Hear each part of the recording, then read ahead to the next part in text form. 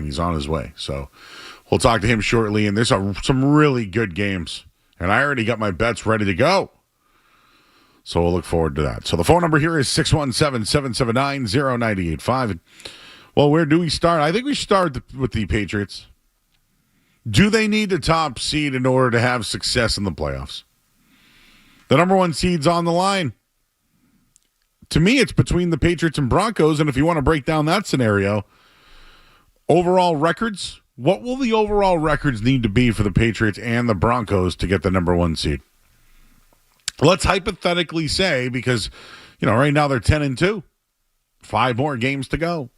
Say they go 4-1 the rest of the way. They finish 14-3. The Broncos have a chance to finish 14-3. Now, if they do, their road's a little harder than the Patriots, no doubt. But it will come down to conference record, both teams 9-3. Then it comes down to common opponents. And this is for the Broncos to finish out 5-0, which, again, is hard, but it's possible. The Patriots will not get the top seed in that scenario. And it's because they lost against the Raiders in week 1. And I haven't thought about that game in a really long time. But I am starting to think about this team in the long term. And, for me, I wanted to stick to the Bengals last week. I cared about it. I didn't want to look down the line. I still think you should look at the Giants. I think they give a lot of problems. And we'll do that throughout the night tonight as well. But I don't feel as good as about the Patriots as I felt maybe last week. But now I'm starting to think about how important that number one seed is. Quite frankly, the way they've played and the way that the schedule lines up and what the other teams are playing, they should cruise into the AFC East in the number one seed. But now they're missing players. You saw what happened last week without Milton Williams. They gave up one of their first big rushing games of the year. Now they won't have the left side of their line. No Jared Wilson, no Will Campbell. And who knows how long. None of them were shut down today, but there was a roster move that I wanted to get into in a little bit here. But that hat and T-shirt game may be coming. It may be coming for that AFC East title, which is absolutely deserved. Last time they did it was 2019. But the path is really easy for the AFC East. Right? They got the Giants and then a bye week. The Bills, who are desperate and made a move today for Brandon Cooks. The Baltimore Ravens, whose defense has been really good after starting the year 1-5. The New York Jets, who have at least been competitive and haven't been blown out in games and covered last week. Then there's the Miami Dolphins, who somehow are still alive for a playoff spot, who take on the Saints this week, and they should take care of business. Will it even matter at that time? Is the number one seed important for the Patriots? I say it is. And it has to be. You've had the benefit of a very favorable schedule. Whether you blah or not, it's been favorable. But for this team now, the expectation should be that they get the number one overall seed. But I think these injuries there'll be a hiccup somewhere. And I hope it's not against the Giants, but if you do look at the Giants, to be fair, last week, Jameis Winston throws for almost 400 yards. But when you look at the Giants, how many times have they had a double-digit lead this year and somehow lose the game? 7 to be exact. 7. They've been in 7 of those situations. They're 2-5 when leading by at least 10 points this year. And in all 5 of those losses, they had a double-digit lead in the fourth quarter. I wouldn't look past the Giants on Monday Night Football. Do I have to remind you that the Giants also beat the Philadelphia Eagles this year? It would be wild that the Patriots somehow beat everybody on their schedule but lose to a team like that. Again, they've been in every game, not to mention the head coach has been fired. The defensive coordinator has been fired. Is there the dead cat bounce? Is it real? no matter what, Patriots should take care of business the rest of the way here. And I do think the top seed is extremely important. And just looking at some of the other teams, the Bills, they have the Steelers, Bengals, Patriots, Browns, Eagles, Jets. The Patriots will be AFC East champions if they just beat the Giants and the Bills. That's it. They beat the Giants. They beat the Bills. If they win those two games, it doesn't matter what Buffalo does against Pittsburgh or Cincinnati. The Patriots will have gone 2-0 against Buffalo. They win the head-to-head. They win the tiebreaker. And then winning their next two games would guarantee they can't finish with more losses than the Bills. Now, they don't have to beat the Giants. All that's there. Buffalo could go 5-1 the rest of the way, even beating the Patriots. If the Pats go 2-3, they both would be 12-5. The Bills would win the AFC East by way of in-conference tiebreaker. So, although it looks like it's a pretty easy road for the Patriots, what's the possibility of going 2-3 the rest of the way? I think it can be possible.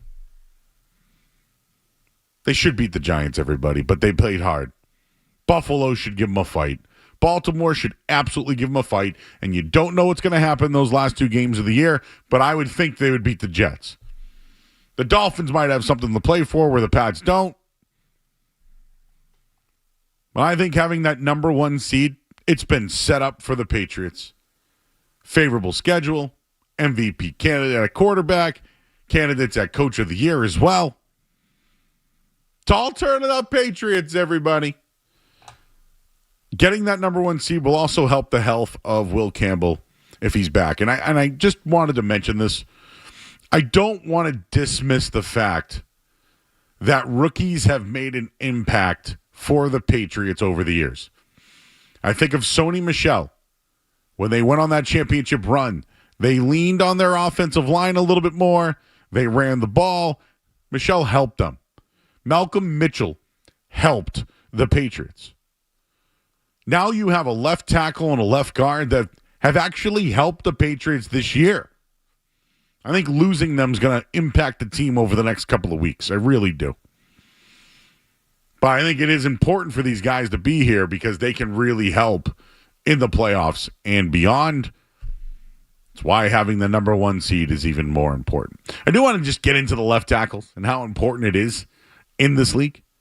And the playoff scenarios are there. So your thoughts on the Patriots at 617-779-0985. You can also join us on YouTube tonight. I'll get in there right now. How about that? All you got to do is go to youtube.com, right? That's what I just did. Then you search 98.5 The Sports Hub. That's what I just did. And then you'll see the Joe Murray Show. And I just clicked in there, and here I am. And there's, we got Gronk Baby. We got Matt. We got Kerry. We got a lot of people in there. So come on, say hello. We're here until 10 o'clock tonight. I'm Joe Murray. You're listening to 98.5 The Sports Hub. Don't go anywhere. There's more Joe Murray. On the way on 98.5 The Sports Hub. My name is Kevin Lemanowitz. I'm the Chief Meteorologist here at Boston 25. There's nothing more important to me than making sure the forecast is the most accurate it can be.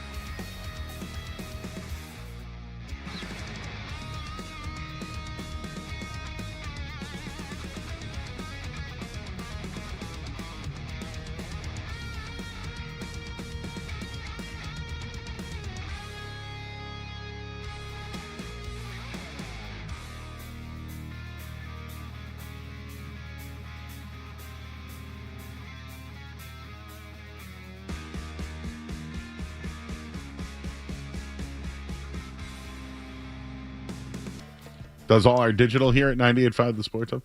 Do I see our old intern Luke here tonight, too? Wow. Luke is here, Joe. Luke is here. We got some Red Sox talk. Well, coming. you know what? Well, then we got it covered later then, huh? All right. We got chicken talk. We got Red Sox talk. We got it all. So what happens is the college kids, they're back. They come back and they say, hey, can we come by and say hello? And so Josh has come back. Now we have Luke back. Anybody else come back? No, not really sure. Katie always comes back. Intern Chris. Intern Chris. Yeah, he's another one. So whatever. It's good to see people. Hi. It's good to see you all. The Patriots, do they need the number one pick? The number one overall seed to have success? Are you worried about them not getting the number one seed? I think they win the East easily, but I don't think this front. So historically, like if you look at the schedules of all the other teams, the Broncos is a massacre. Like they got, like the Ravens are a part of this. The Chiefs will be playing these. All these guys are going to be battling each other. While the Patriots just have to beat the Bills one more time and the Ravens, and everything else should be gravy. This is the first time this year that the Patriots have truly faced adversity. They're down 2 players on the line. They're down Milton Williams, one of their best players. Like, we should at least expect some sort of regression from the fact that nobody thought they would win 10 out of their first 12 games. Nobody. So at least some regression can happen, right? Whether it's regression from Drake May. I think we saw regression last week against one of the historically worst defenses of all time. They couldn't get the ball in the end zone on 1 yard play. And it's almost like if you can't get the 1 yard, can you really believe or trust any of those people? I still believe in the Patriots. My expectations have just been tempered a little bit. So your thoughts at 617-779-0985. I just wanted to mention this quickly on the left tackles around the league. There's been tackles that have been hurt. I can just bring you back to last year. Do you remember what happened to the 49ers when Trent Williams went down? Woof. They couldn't figure it out. They were a mess without him. There was a holdout situation before that. It was bad. I'll tell you right now, the Chargers lost Joe Alt and then lost Slater, and it's gone downhill. Listen, I know they're still hanging around, but they're struggling. I mean, they got blown out by the Jaguars. You watch what they do. They still have some problems running the football. Right? The Lions lost their left tackle early in the year. It's been a problem for them. So I just wanted to mention that. Say what you want about Will Campbell. He has been their left tackle. He has handled the position. He's helped out in their running game. Like, overall, has he been a real problem? No. Do I think he's the standout left tackle that gets drafted 4th overall and makes that type of impact like a Lane Johnson? No, I don't. But, man, they were so bad a year ago. He's helped solidify that side. And, they believed in Jared Wilson as well. People didn't think Garrett Bradbury would make the team, and this kid would be the center. But the fact that they're getting contributions from their rookies this year is a reason why the Patriots are an improved team. Whether it's Travion Henderson. I know Kyle Williams had the one play, but it was really important. Andy Borregales. He's had big kicks. The rookies have made impacts, and now they're losing 2 of them and might not have them down this stretch run. And their biggest loss is Milton Williams. It's by far their biggest loss. So I wanted to just mention this quickly today, but the Patriots made a roster move. They signed Thayer Munford. He is they signed him from the Browns practice squad. And I was curious what the connection was. He went to Ohio State. Now I know who he is. 6'6". Woo! Wow, that was a mid sneeze or I hit the cough button, Joe. Did you hear that? You had me really nervous over there for you, Joe. I've never gone on take and sneezed. It was more like I should have kept my mic on. That's a streak we want to keep alive, I think, though. Yeah. Thayer Munford Jr. Joe, do you know who he is? No, not a clue. Should I know who that name is? No. But maybe you should because Thayer Munford Jr. is the newest tackle to the New England Patriots. See, I only know who he is because he's a big boy. Played at Ohio State. What's his height and weight? What are we talking here? We're talking 6'5", 354 pounds. Big dude. Ohio State University. The Ohio State University. So one connection to Mike Vrabel, right? And Mike Vrabel just happened to be the tight ends coach of the Cleveland Browns a year ago. So they signed him off the practice squad. He's here. He has started 16 games. More at right, but he has started 5 games at left tackle. So they have another insurance policy outside of Caden Wallace, who's on the practice squad. And I believe it's Vidarian Lowe, who has long arms. And Ben Brown, who's also part of the group. So they added another tackle today. What do you think is going to be the drop-off, Joe, for from Campbell to Lowe and then from Wilson to Brown? How big are you expecting that drop-off to be?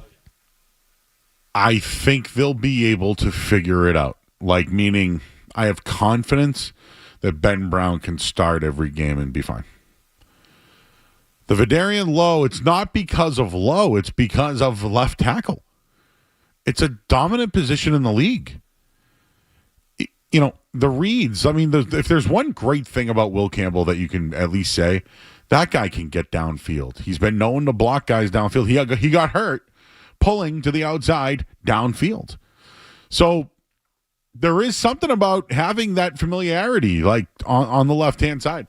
What I think is going to happen now is they're going to see more stunts over there, more different looks. You know, I was watching the Rams a couple of nights ago. They drive, said hut drive. They drive right away, then they do their stunts. Well, sometimes people do it right off the snap. You know what I mean? So that's the type of stuff that I think they could be worried about. I'll give you the example in the Bengals game. Vidarian Lowe's in the game. He's got his guys. He's head up on his guy, but a corner from the outside, there was no one there at all. He got a sack. And I think the blueprint's out on Drake May that when he does give a juke move, he spins towards the sideline. They read it completely. My whole thing is they ran a play where no one could block somebody. It just, you can't blame Vidarian Lowe because he's head up on his guy. That's where I think there can be some issues. That's where I think if you can get Drake May to turn the ball over or be pressured, then the Patriots become a weaker team. And they've yet to truly hit that adversity yet. We're in the middle of the season. These games are all important. They're going to be playing on long weeks, short weeks. There's going to be a big long bye week. They got to play a divisional game at home against a team that's desperate. Baltimore's starting to get going. Like, say what you want about the Jets, but they're in every game they fight. And then the Dolphins, I can't even believe they're still in this thing.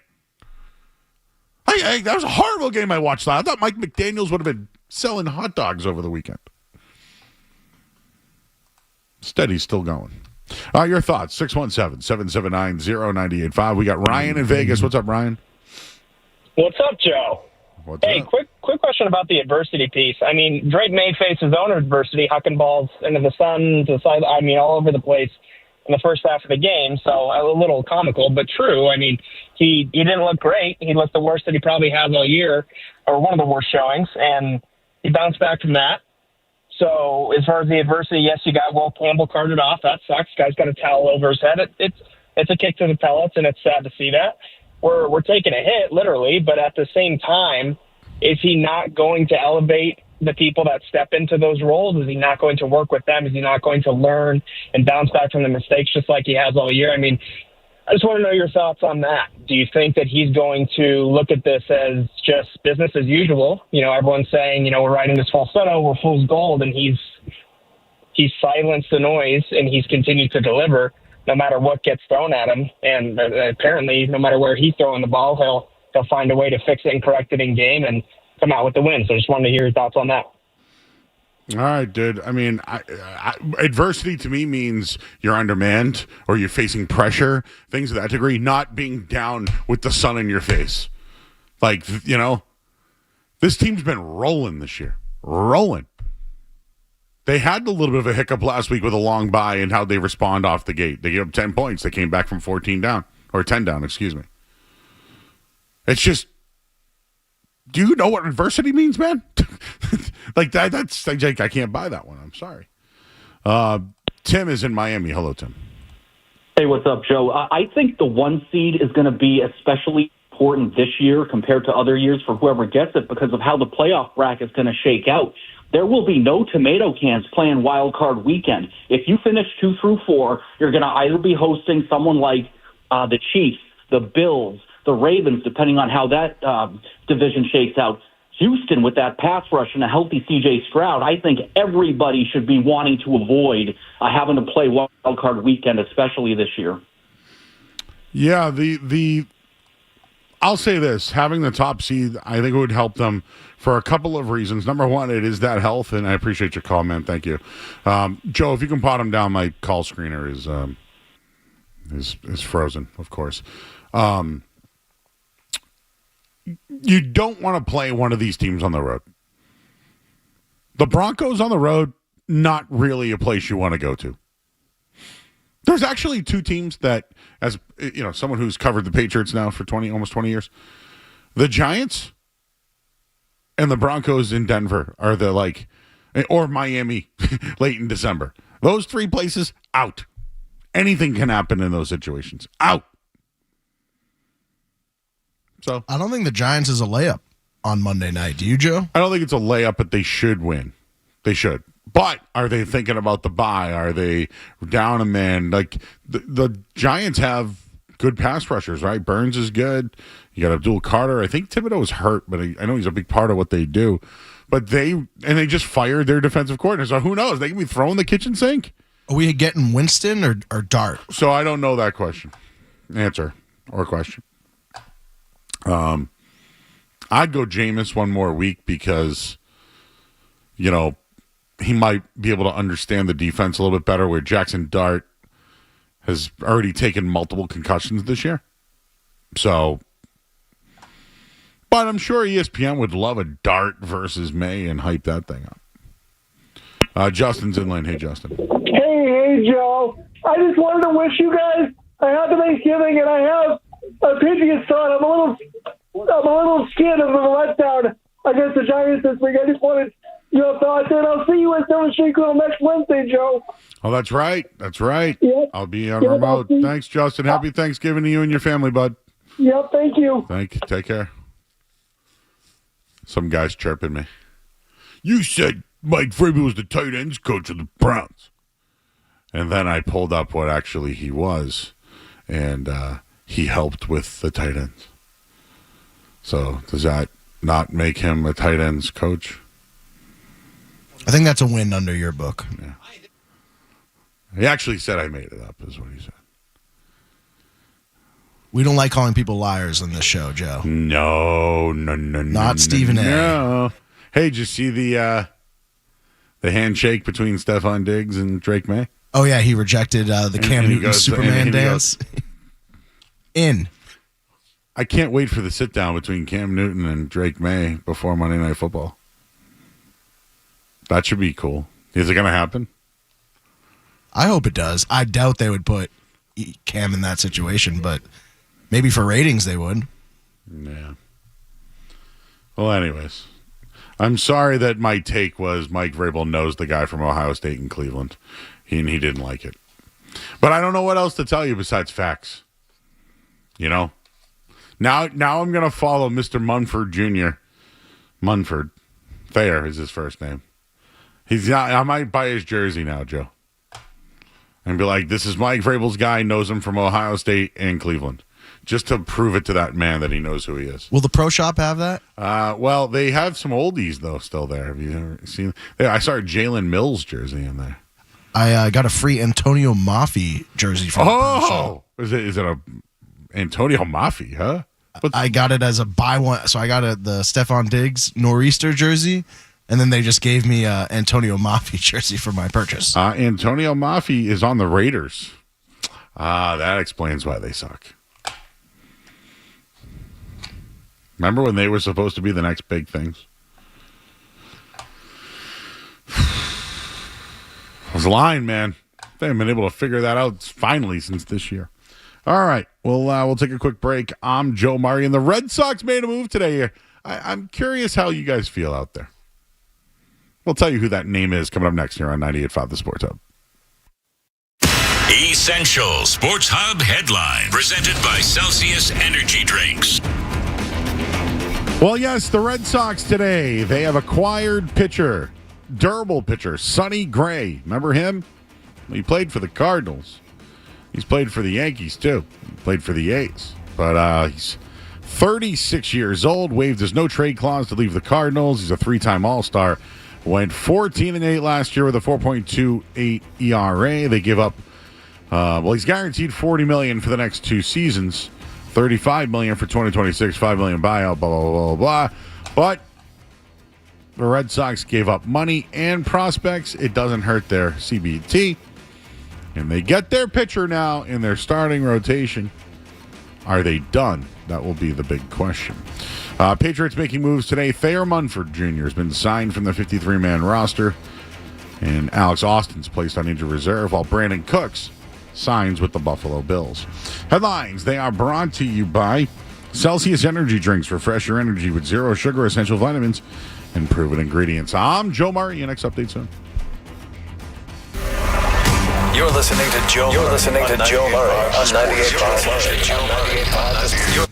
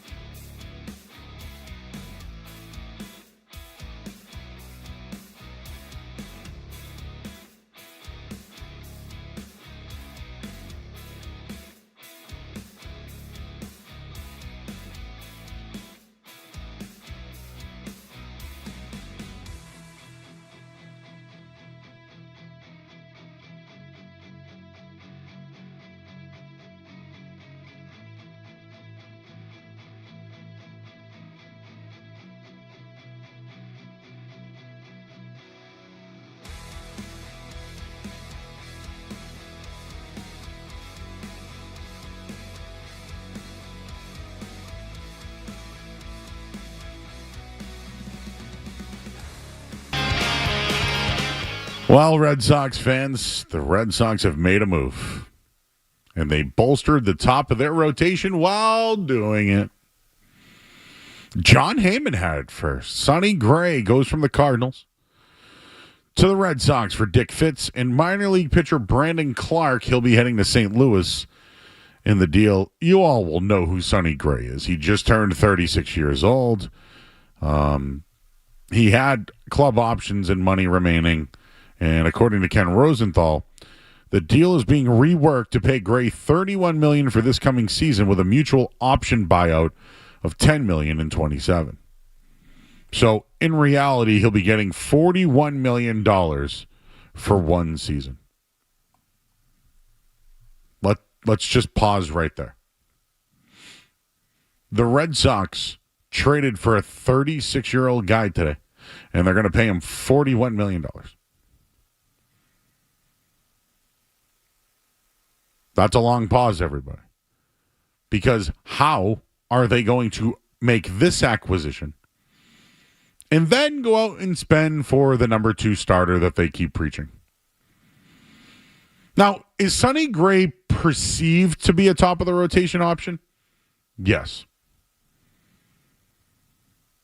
But, what was Craig Breslow talking about then? We need someone to team up with Garrett Crochet. Sonny Gray and Garrett Crochet? Not feeling it. He is a 3-time All-Star. He has pitched 180. He pitched 180 innings last year. He's made at least 28 starts in each of the last 3 years. He went 14-8, 4.28. He did strike out 201 and only walked 38. He spent a couple of seasons with the Twins, if you remember. He was very good. What do you have, a 2.79? Had 32 starts that year? I like Sonny Gray. I think he's a good addition to the team. Are they a better rotation today? Yes. I think they kind of had some options. Lucas Giolito at the money or go out and trade. Now, as far as moving on from Dick Fitz, whatever. He's... What was he, part of the Verdugo trade? Yeah, he was part of that trade. He made 10 starts for the Red Sox last year, and they have a bunch of guys coming back, and he was just kind of expendable. Now, the kid Clark was their number 5 prospect, according to the pipeline. He was drafted in the 5th round of 2004, and he struggled. But when you think about the lefties that they have between Tolle, Early, and even Harrison for that matter, he was a guy that became expendable. So they gave up those 2 guys and basically sent $20 million. And there's just a few other things regarding this deal that I did want to bring up. But the tax, it had an impact in this one. And I was reading earlier today. I saw this from Spotrac, actually. So the Red Sox acquired $20 million cash Sonny Gray, while the Cardinals acquired Dick Fitz and Brandon Clark. It's a 1-year, $41 million contract, $31 million in 26, then the $10 million buyout. Boston only takes on $21 million against the CBT. The other $20 million was retained by St. Louis. So they make the move, they get their guy, and they save on the tax. Overall, win-win-win. I mean, Sonny Gray has done some things in this league that not a lot of others have. I mean, David Ortiz had a quote saying, he looks like the guy who fixes my computer at the Apple store, then took me for a ride, man. He thought he was one of the toughest pitchers he's ever went against. So if you look ahead now to the Red Sox rotation, Garrett Crochet, Sonny Gray, Brian Bayo. What's next? Is it Carter Crawford, who gave you tons of innings? Is it Peyton Tolle? Is it Early? Could it be Patrick Sandoval who's back? This kid Harrison could be there. I don't know what's going to happen with the injury rehab for Tanner Houck, but he's in the system. So Crochet, Gray, Bayo. It's probably better than what they had in the playoffs last year. But is this the top of the rotation guy that was promised? Shouldn't even say promised. That was advertised. Because that's exactly what Craig Breslow said. It's exactly what he said. Top of the rotation arm, power bat in the middle of the lineup. Are you satisfied with Sonny Gray being the top of the rotation pitcher that's been acquired? Your thoughts at 617-779-0985. Now, do I think that this is an upgrade? Yes. Do I actually like the move? Sure. But these promises, full throttle, right? We're serious about playing in October. It's just, it would be great if this wasn't the only move. I'm glad they made a move. They were aggressive. They acquired somebody and didn't give up a lot of assets for a guy that can really give you 200 innings, or 200 strikeouts, in 180 innings. Just, it's a name. Is it a sexy name? No. It's a guy who's historically been good, though. And as he's gotten older, he's probably gotten better. But this is a one-year deal with a buyout. That's what this is. It does save them on the CBT a bit. So I think for 1 year, did they gain someone that can help them out at the top of the rotation? They did. But is it the splash you were looking for? It's a little underwhelming. Let's talk to Brian. He's in the truck. What's going on, Brian? You're on the Sports Hub. Joe, thanks for taking my call. Really appreciate it. Just wanted to keep the vibes high tonight. We've got a 10-2 football team, and in the spirit of Thanksgiving, just wanted to say how thankful I am to have a 10-2 football team, a good product to watch, and, of course, a great show to listen to every night in you. Thanks, Joe. Thanks, man. I missed his first take. What did he say? Did anybody hear that? Nobody did, huh? I'm sorry, man. It was probably really good, though, right? He did say the show was great. I heard that. Said it's great to listen to every night. I didn't hear the rest. What were you doing back there? Street Team Joe. We were talking about some stuff back here. Oh, it was about me? No. Oh. Well, what was the stuff then? Skaz?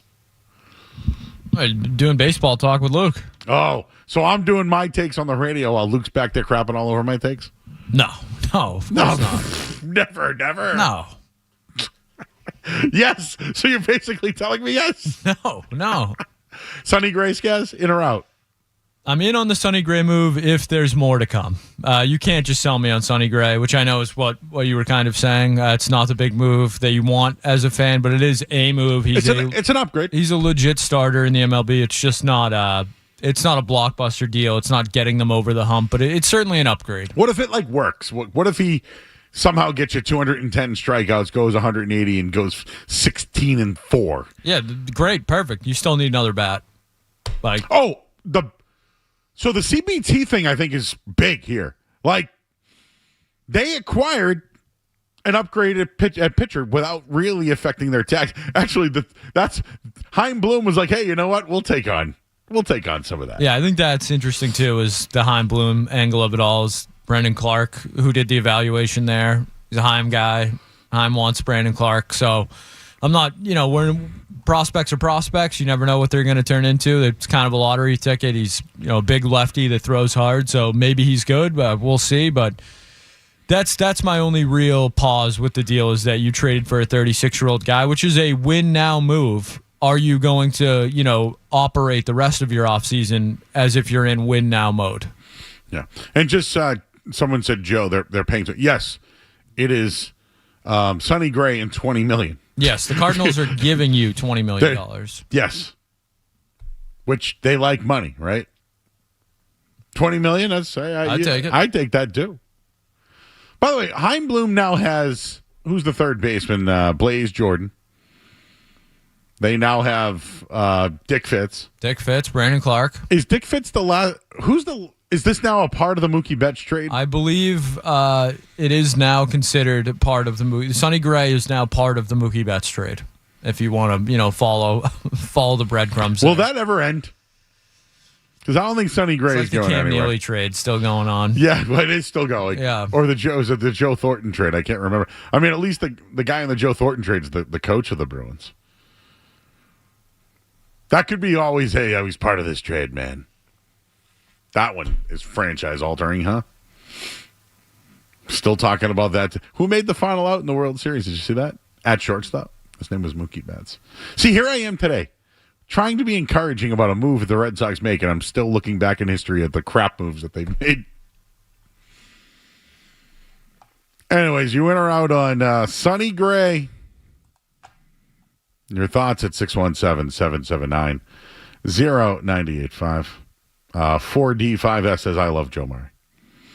Shout out to the fam as always. Better the team. Another washed 35-year-old pitcher. Cool. What else do we have here? Oh, and then people are apologizing for their commentary. Joe apologizes that aren't apologies. They're the best. It's that passive-aggressive apology. Damn right. Kind of like good talk, man. I mean, at least I didn't drop a "that's wild" when none of us heard what that guy said. But he said he liked the night show. Anyways, Joe, the second hour, we're going to bring in Dan Lifshatz. But I want your top 5 Thanksgiving. We need that tonight. Actually, Joe, I want you to prepare for this one. Top 5 Thanksgiving foods? Yeah, but I want you to prepare for something else. If you were to draft, don't give me the answer now. I want you to think about it, all right? If you were to draft one food, the number 1 overall pick on the Thanksgiving display, could be appetizer, meal, dessert, you name it. I want to know what your number 1 pick is, and I want you to think about it, all right? Quick question, though. No. What's the question? Can it be a combination of things? Joe, you have the number 1 pick and can do whatever you want. That's what having the number 1 pick is all about. So I want you to think about it. We'll do that later on. All right, I'm ready. I need to think about it, you know. Yes, please think about it. That's what I'm asking you to do. Sonny Gray, everybody. Sonny Gray. I remember when he played for the A's. Now he's 36.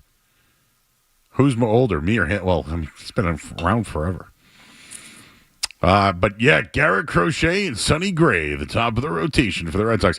It's not really Pedro Schilling. It doesn't have that vibe.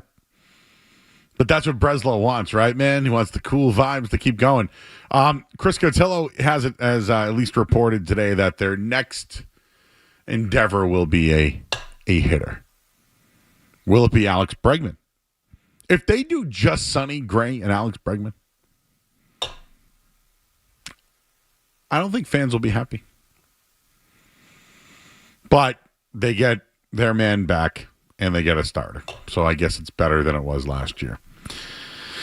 The CBT, baby.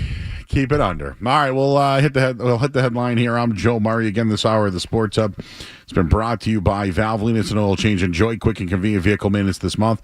Visit NewEnglandOilChange.com. You'll save 15%.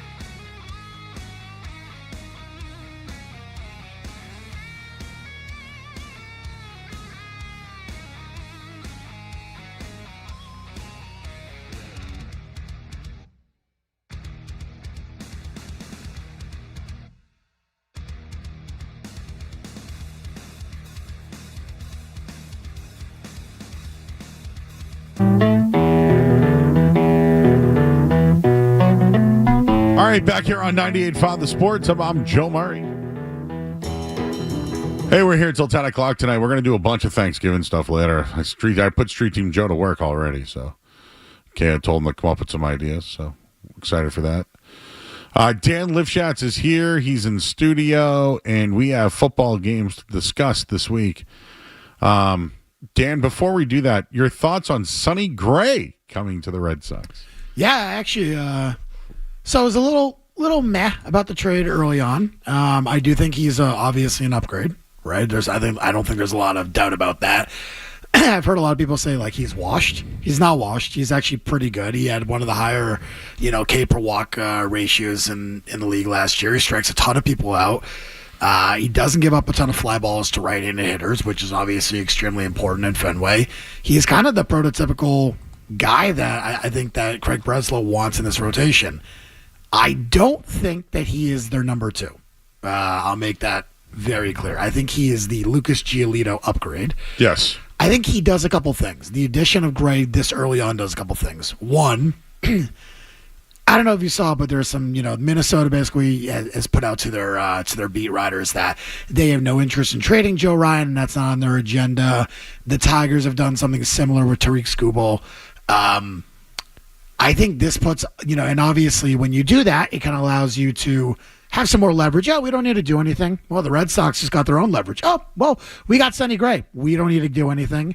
So it's kind of a nice leverage point back against those teams, which is, always a good thing because, okay, you guys don't want to trade us Skubal. That's fine. We have Sonny Gray. So I think it kind of goes, along those lines. I think it's a nice pressure point that way.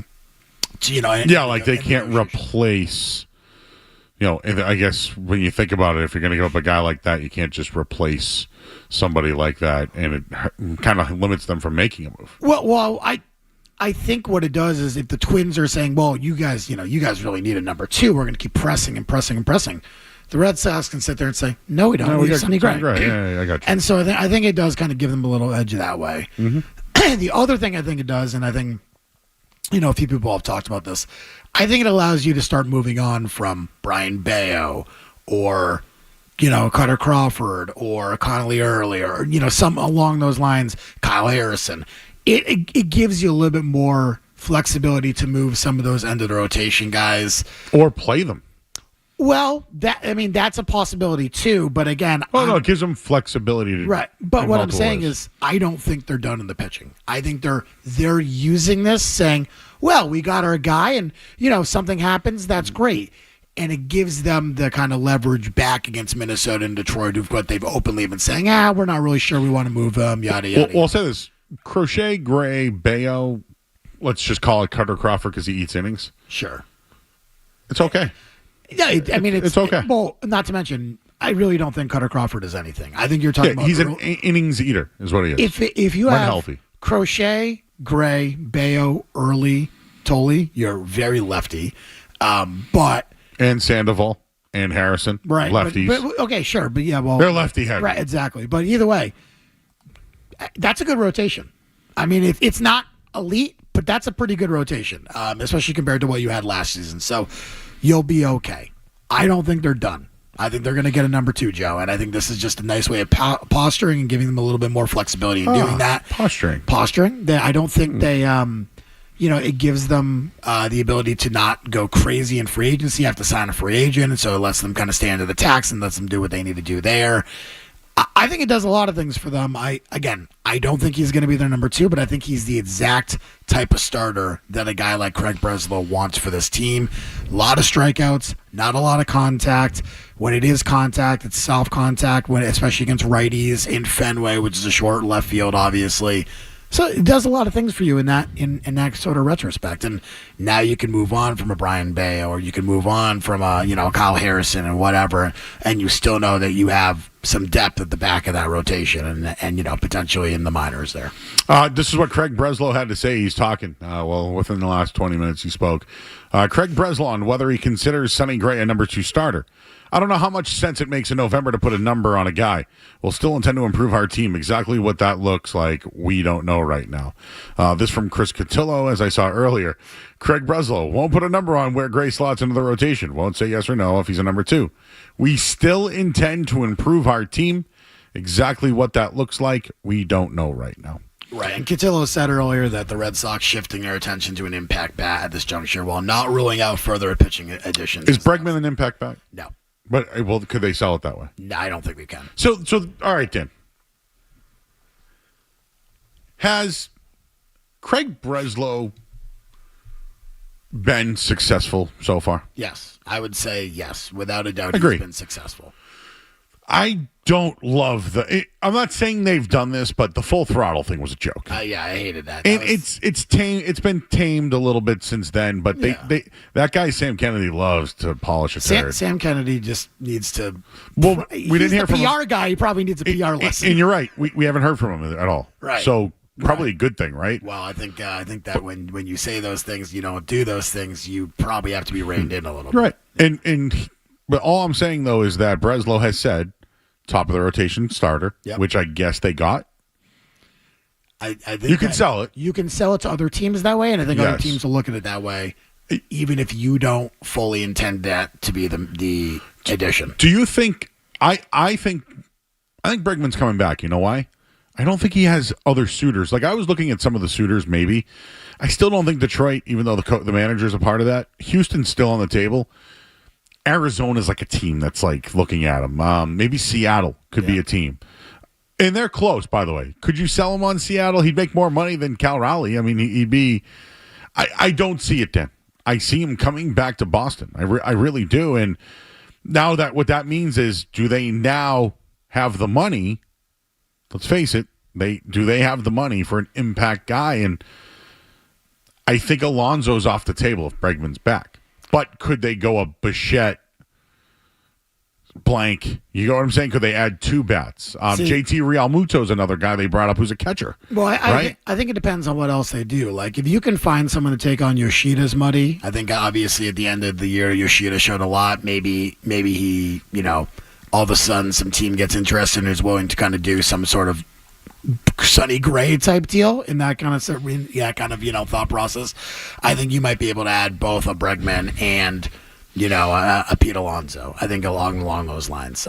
I still think that they are going to add a top of the rotation arm. I still think it's going to be Joe Ryan or Tariq Skubal. I think that is my honest opinion. That's what they're going to do. I think maybe you could add Framber Valdez, although that'd have to be a lot of money you're giving out to him. But I think you'll probably end up getting one of those guys. And I do think they're going to add, I think Pete Alonso makes the most sense. Kyle Schwarber also is obviously been a name that's been out there a lot. So I think that makes sense too. And then I think they're going to kind of see what else kind of falls into their lap. They'll have, they'll obviously talk to other teams and, hey, can we move this? Are you interested in moving on from this? But I do think that they'll be able to move some money and potentially still kind of find a way to be flexible. Now, remember, it's the Red Sox ownership that doesn't like to spend money, right? They want to use it like today. They somehow got out of the CBT. The CBT is important in this deal. Yeah, 100%. So that, I don't want to say they don't want to spend money. You know how these finances work. They want to work within their budget. They want to win a deal. I think when it comes to money, they certainly didn't win today. I don't think in terms of value. I don't think they value. No, but. That $20 million helps. Sure, $21 million against the CBT. It saves them. Well, kind of. I mean, it depends on what else they want to do. Just to bring this up, Alex Bregman updated his Instagram. Yeah. Red Sox photo. Yeah, again, I think... What do you think, Luke? I think he comes back, but he's not an impact bat, and if he's your impact bat, you're screwed. But I will say this. The Roman Anthony Bregman thing, it works. It looked good last year. They need a 3 though, right? They need probably need a 3 and a 4.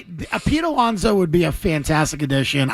That's the guy who I would like the most. Again, I don't think that, and I think that's also part of why they got Sonny Gray, is the defense, regardless who you sign, if you don't bring Bregman back, especially, is going to be bad. So you want soft contact, especially from right-handed hitters in this park. So what do you think is okay? I'm only mentioning this because of age. Not an ageist. I'm just saying that last year they brought in guys with age. Chapman worked. These guys worked. Yep. Now you get Gray, who's older. Yep. this JT Realmuto thing? What's all that? I mean, they've been in on him for a while. Why would the Phillies let him go? I don't know. What was the big thing that was going around with the Red Sox last year before they traded Devers? Leadership, right? We need leadership. So they're bringing in guys who they probably consider are somewhat leaders. Realmuto definitely has that leadership aspect. I don't know what it does to Narvaez, and he had the knee injury at the end of last year. Narvaez is good, but again... And then Wong just re-signed. Wong for $1 million, Wong but kind of whatever. Sucks. Yeah, you can move on from him, no problem. But you could carry 3 catchers if you had to. And you could also probably DFA Wong at some point during the year, and I don't think anyone's going to take him. I mean, if they do, whatever. But the reality is that, you're not worried about losing a guy like Connor Wong to bring in a guy like JT Realmuto. He gives you a bat off the bench in obviously situations, and he keeps Narvaez fresh. When Narvaez was fresh last year, he was fantastic. He started to wear down, and that's the problem. And you need a guy like Realmuto and maybe a depth piece like Wong to keep to make sure a guy like Narvaez stays fresh, and that bat is pretty good deep into the year. So I do think that adding him would make some sense. You can't add everyone. This ownership group is still cheap. Let's not forget it. Let's not forget what we're talking about here. These are not the Dodgers owners. They're not going to go out there and they're not going to sign everyone. But they're probably looking at some secondary options in case they don't bring back Alex Bregman or in case they don't sign Pete Alonso, et cetera, those type of things. All right, Dan. Now before we go to break, are you hearing anything on the injuries regarding Will Campbell, or how about let's just keep it to Will Campbell? Yeah, I've heard some stuff. What are you hearing? The Campbell injury is not a severe MCL, but it's a moderate MCL. He's so like a grade 2 maybe sprain. I think he's an IR guy. If it's a grade 2, it's 4 to 6 weeks. Right. It's borderline. It's a borderline one for Campbell. That's what I've heard. So it could be 4 to 8 weeks. 4 to 6. Probably 6. More like 5 to. Again, longer. if they put him on IR, it's 5 weeks. Yeah, but IR now is 4 games. It's not 4 weeks. That's what I said. It's 5 weeks. Yeah. That's what I said. It's 4 games, 5 weeks because they have the bye coming up. So that's what I'm saying. So if he's an IR guy, it's 5 weeks. So that would be the next 4 games. Right. That would be Giants, Bills, Ravens. Correct. And then if they wanted, they could see what he looked like in Week 18, which makes a lot of sense. Or they get the bye. They don't play him that week. They don't play him the next week, and he's ready to go for the playoffs. See, I think you have to kind of play it by ear at that point. I think you have to see how he is. I think about his future, Dan. I really do, because I'm already starting to wonder if he's a long-term fit at tackle. Do they have to draft another one next year? And then Wilson moves over to center, right? How about this? How do you think Campbell's been against mediocre? He hasn't faced anyone elite. I'll say this. I think that he has just been, I'm going to use the word fine. Okay. I think he's been better than fine. I think he's been good. Okay. Not great, but he's been I don't think he's been good. great. I think you got to give him credit. He's been a big part of why this line has looked significantly better than last year. He's been good. All right, I'll say he's been good. He's been good. All right. So I've gone from fine to good. Yeah, I think he's good. I think he's been good. So I don't think you have to worry about that yet. I do think you have to worry about moving forward is the right side of the line, and now that guard spot. If it's going to be Ben Brown, that's fine. He was really not great last week, but whatever. It's not that big of a deal. You can probably coach him up and do a little, a couple things better with him. I'm more worried about the Morgan Moses situation. He's been in and out. They just signed the Munford kid today who can play right tackle. Right. If they lose Moses, that's where I fear they're going to be. He had an illness during the game. I think it was poop. I don't believe it's an illness. I'll put it like that. Okay. Yeah. What are we thinking? I think it's injury. Injury. I think I think he has some problems going on. Okay. And I think that. It's not serious, but I think it's one of those things where it's been lingering all year. This has happened multiple times now. And I think that if it continues to happen or it gets worse, then all of a sudden, now you're looking at potentially losing your both left and right tackle. And I think Moses, whatever you want to say about Campbell, Moses has been great. He has been, I think, phenomenal. As far as leadership goes, he's been top. Well, forget about the leadership. I think just on the field, he's been phenomenal for them, especially against the pass. The run, whatever, he's been fine, but the pass, he's been great. I mean, think about who he's gone up against, especially on a lot of islands. He was really good against, a bunch of pass rushers this year. So this is going to be a huge game for him. So you think it's a leg illness? I don't think it's an illness. I think they're using... They're using illness. I'm using leg illness as the word? word? They're using illness. I don't necessarily... Now, he may have had an illness, too, but I don't think it's an illness issue. That being said, I'm not, sitting here telling him worried he's going to miss the game, but I've heard some issues. All right, Dan. Well, we'll leave it there. I want to get your thoughts on this. I have broken down the Thanksgiving games. This isn't a flex, but remember, was it 5 years ago? I hit every single bet. It wasn't just every single bet. You hit first half, second half, full game, and it was on both sides too. I remember. I have the ticket. I can post it. You don't need to. I saw it. And thank you, David Blah, for coming through that day. That's right. That was David Blah. David Blah. David Blah's game. Blah, whatever his name is. Yep, that's right. So let's do some football. Sure. And maybe we'll do some path talk. Yeah. Okay. It's not great, but. Do you want the path talk? Here's the path talk. They if they're not the number one seed, something went it's pretty historically horrible. Something went pretty I think it's 56% today that they'll get the number one seed. Yeah. 56%. They'd have to lose basically 3 of the next 5. They could lose 2 out of 3 and still get the top seed. Yeah, that's what I'm saying. They have to lose. Yeah, they'd have to go 1 and 4. Really? 3. I think that 2 and 3 they could still lose it. Well, because if they I gave this. If they lose to Buffalo, I'm assuming in that situation they lose to Buffalo, then Denver Baltimore, would end up, and then probably another AFC. That Raiders game would hose them. Right. That loss would crush them. Well, I got to be honest with you. I've not been a fan of the number one seed unless you have an elite quarterback. Maybe. I mean, we're number one seed winning the. I'm not even going there. I just want them to go on a long run. Okay. I'm talking. They get a bye and they make it to the divisional round. I'm happy. They're 10 wins. We should start talking about them seriously, right? Well, I've taken a step back this week. Okay, I think that's unfair. To take a step back because of injuries, Milton Williams was noticeable. He missed them. I actually think Barmore was noticeable without Milton Williams. Barmore sucked in that game. Well, and I want to give Chase Brown was pretty good though. I thought he was running hard. He was pretty poorly graded by PFF and PFF grades. I'm just saying he was fine. They kind of sucked against the run. Can we call it? It's okay to call it how it is. It wasn't a Chase Brown game. It was they couldn't really stop the run game, and he didn't kill them. Right? He didn't demolish them. They didn't get killed by the run. They're not, they're going to lose because of the running game. But I do think it's something without Milton Williams that they're going to have to be a little bit more cognizant of, and especially against the teams that are coming up. Like in Buffalo, do you know what Buffalo's key to success has been this year? It's been the run game with James Cook. That's when he doesn't play well, they lose. When Cook is over 75 yards, they're undefeated this year. I agree with that. I do think that the run game is going to be kind of important. And Christian Barmore has to pull his head out and kind of figure it out in the next couple weeks here. I think they can do it. I'm just saying that was the big issue is that Barmore got pushed around and then he lost, Tonga for a little bit too. And that made it even worse. So, it wasn't great.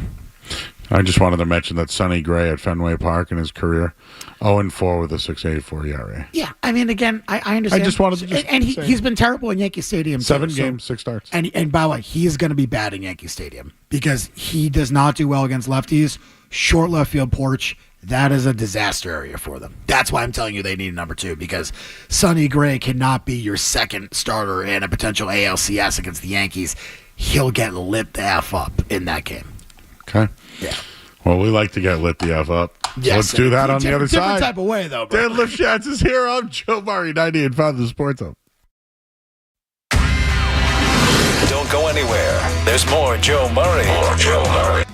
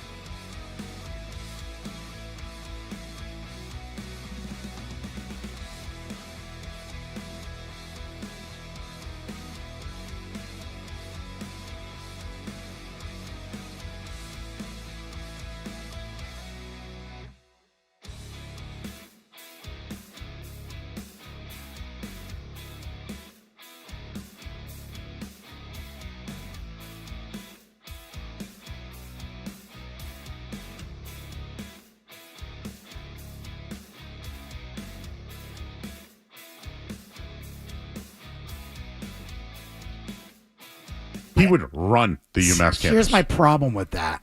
I think it's way too low of a job. I think Chip Kelly could get like Cal.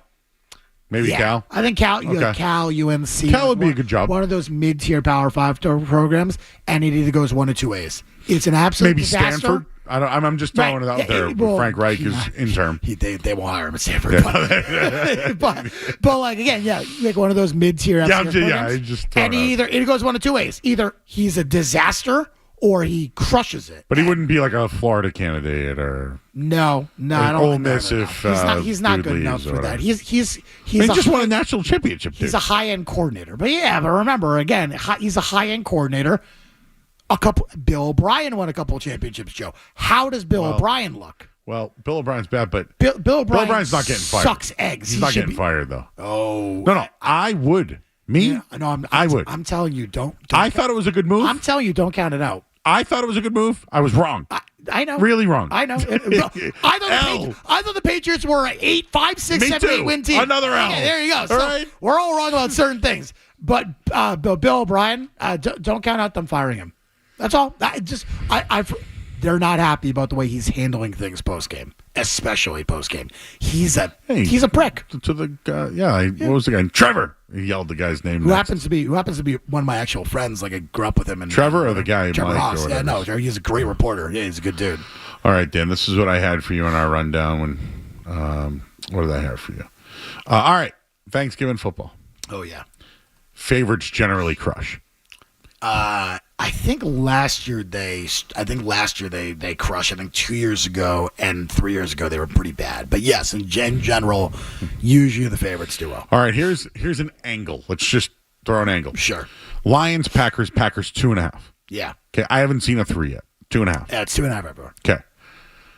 Lions off an overtime game on a short week. Yep. Well, it's not a short week. Yeah, Sunday to Thursday? Oh, well, okay. Yeah, fair enough. That's sorry. They were coming off a short week. Fair enough. Yep. There's 2 teams that are doing that this week. Well, but here's the thing. Green Bay is also on a short week then, too. So it's not technically a short week because that's kind of the point, yeah. All right. Well, the Chiefs are also in that spot. Yep. Right? Playing on Thursday or whatever. Off overtime. Yep. I don't know what to think of the Packers, which intrigues me. And Matt LaFleur as an underdog has been really, really good.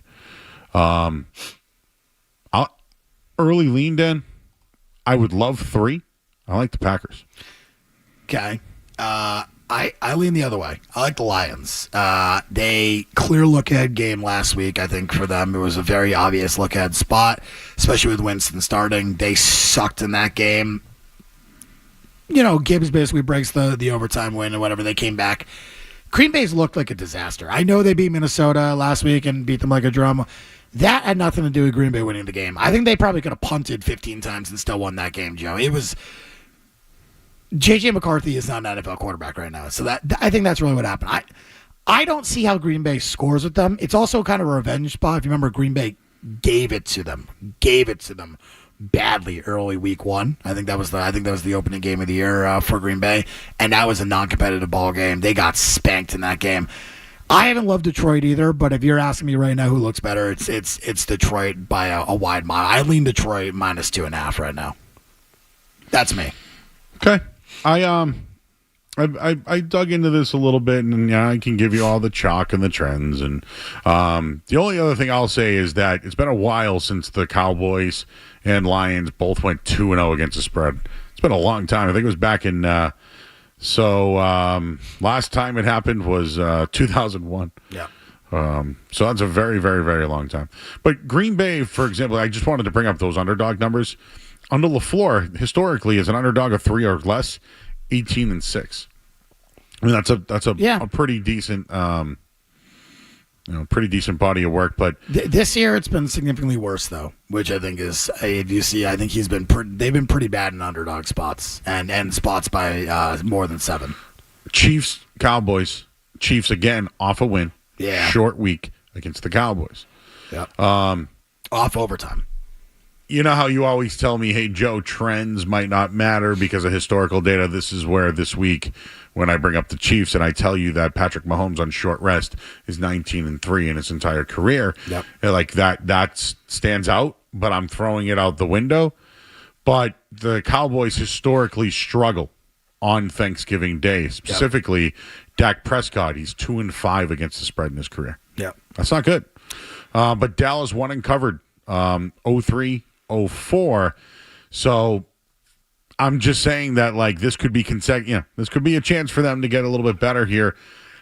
Originally, I was leaning Cowboys, but now it's the highest total of the 3 games. Yep. Going over, baby. Yeah, I like over, too. I generally think that you got the Kansas City defense off overtime. I think played a massive game, pretty much a playoff game that they had to win, so it is kind of a letdown spot for them. Dallas off the major comeback in a divisional game, which basically kept them alive in the NFC playoffs. Kind of a bit of a letdown spot for them, too. I think both defenses probably struggle, probably a little bit exhausted, emotionally especially, and now have to kind of face 2 really good offenses right now. I mean, Rashee Rice in the second half of that game was phenomenal. What George Pickens is doing to secondaries right now is ridiculous. I think Javonte Williams, even though he wasn't great last week, has been really a nice surprise for Dallas too. So I think offensively, this is one of those games where you're going to see Dallas probably pick apart the blitz from Spags, which I think is usually a situation where I'd say, probably not a great over here, but I actually like the situation with Spot, and I think Kansas City against that Dallas defense probably tears them to shreds. So I too like the over here, Joe. Over 52 would probably be my play in that game as well. So all right, finally, Bengals Ravens. Dan, this is an old faithful for me. Okay, since they've incorporated that new night game. Yeah, take the favorite and go to bed. I agree. Not to mention, you're mixing in a quarterback who hasn't played in months, like literal months. I bet the Patriots last week when I thought Burrow was going to start. And, of course, I bought off them when he did. Well, it went down, too, right? I bet Patriots -6. 6, yeah. And I came back on Cincy 7 +8. Oh, 8? Yeah. Okay, good. And it ended up working out, right? But the reality is that I love the spot for Baltimore. Me too. Dude, their defense, 10 last week, 16 the week before. Like, they're getting slowly better after a 1-5 start. They had a lot of injuries early on in the year. I think this is a big game for them. Again, Burrow, short week, for that whole team. Got to switch up a lot of things very quickly. They lost T. Higgins to a massive concussion. I don't think that he's going to play in that game. They got, Yoshi Voss got hurt in that game. They remember the end of that game, Joe. They had like 5 injuries at the end of that Higgins, game. mentioned the other guy. And again, you're talking about a very banged up Cincinnati team on a short week coming off a pretty physical game against the Patriots. It doesn't feel like the best of spots to want to back them. I think, obviously, the public will probably be taking Joe Burrow in the 7-year, which, obviously, I think this number comes down a little bit. I do think you'll see probably close around 6.5-ish. I would wait, take the 6.5. I like Baltimore in that spot.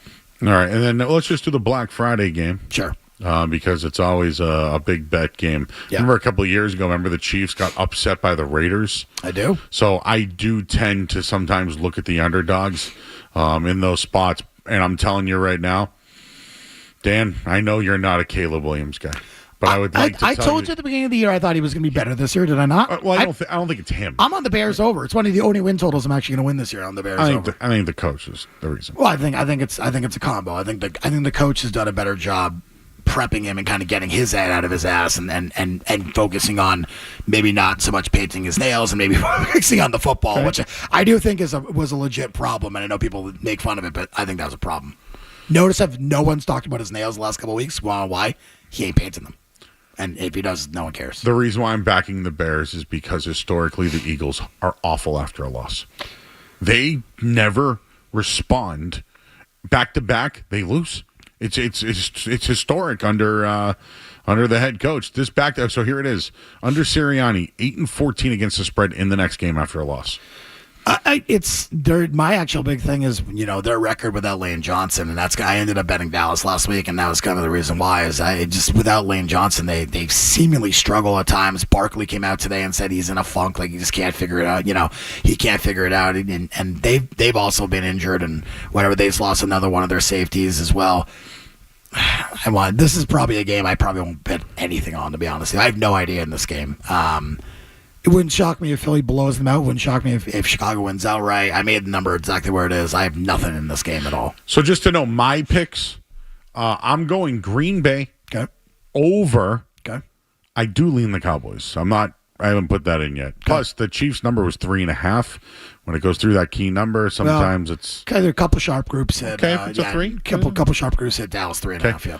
And I like the Ravens outright and the under at night. Oh, but I will just say this. The trend has been in the 3 games under, but the overs have been rocking and rolling on night games. I like not the over, the favorites. So. I like Baltimore in the over. I like the over in Kansas City, Dallas, and I like Detroit. You like Detroit? Yeah, I guess I like. I mean, I slightly lean Kansas City. I probably won't bet that. I kind of like the faves again. Not a surprise, right? Friday game. I have no idea. Bears, baby.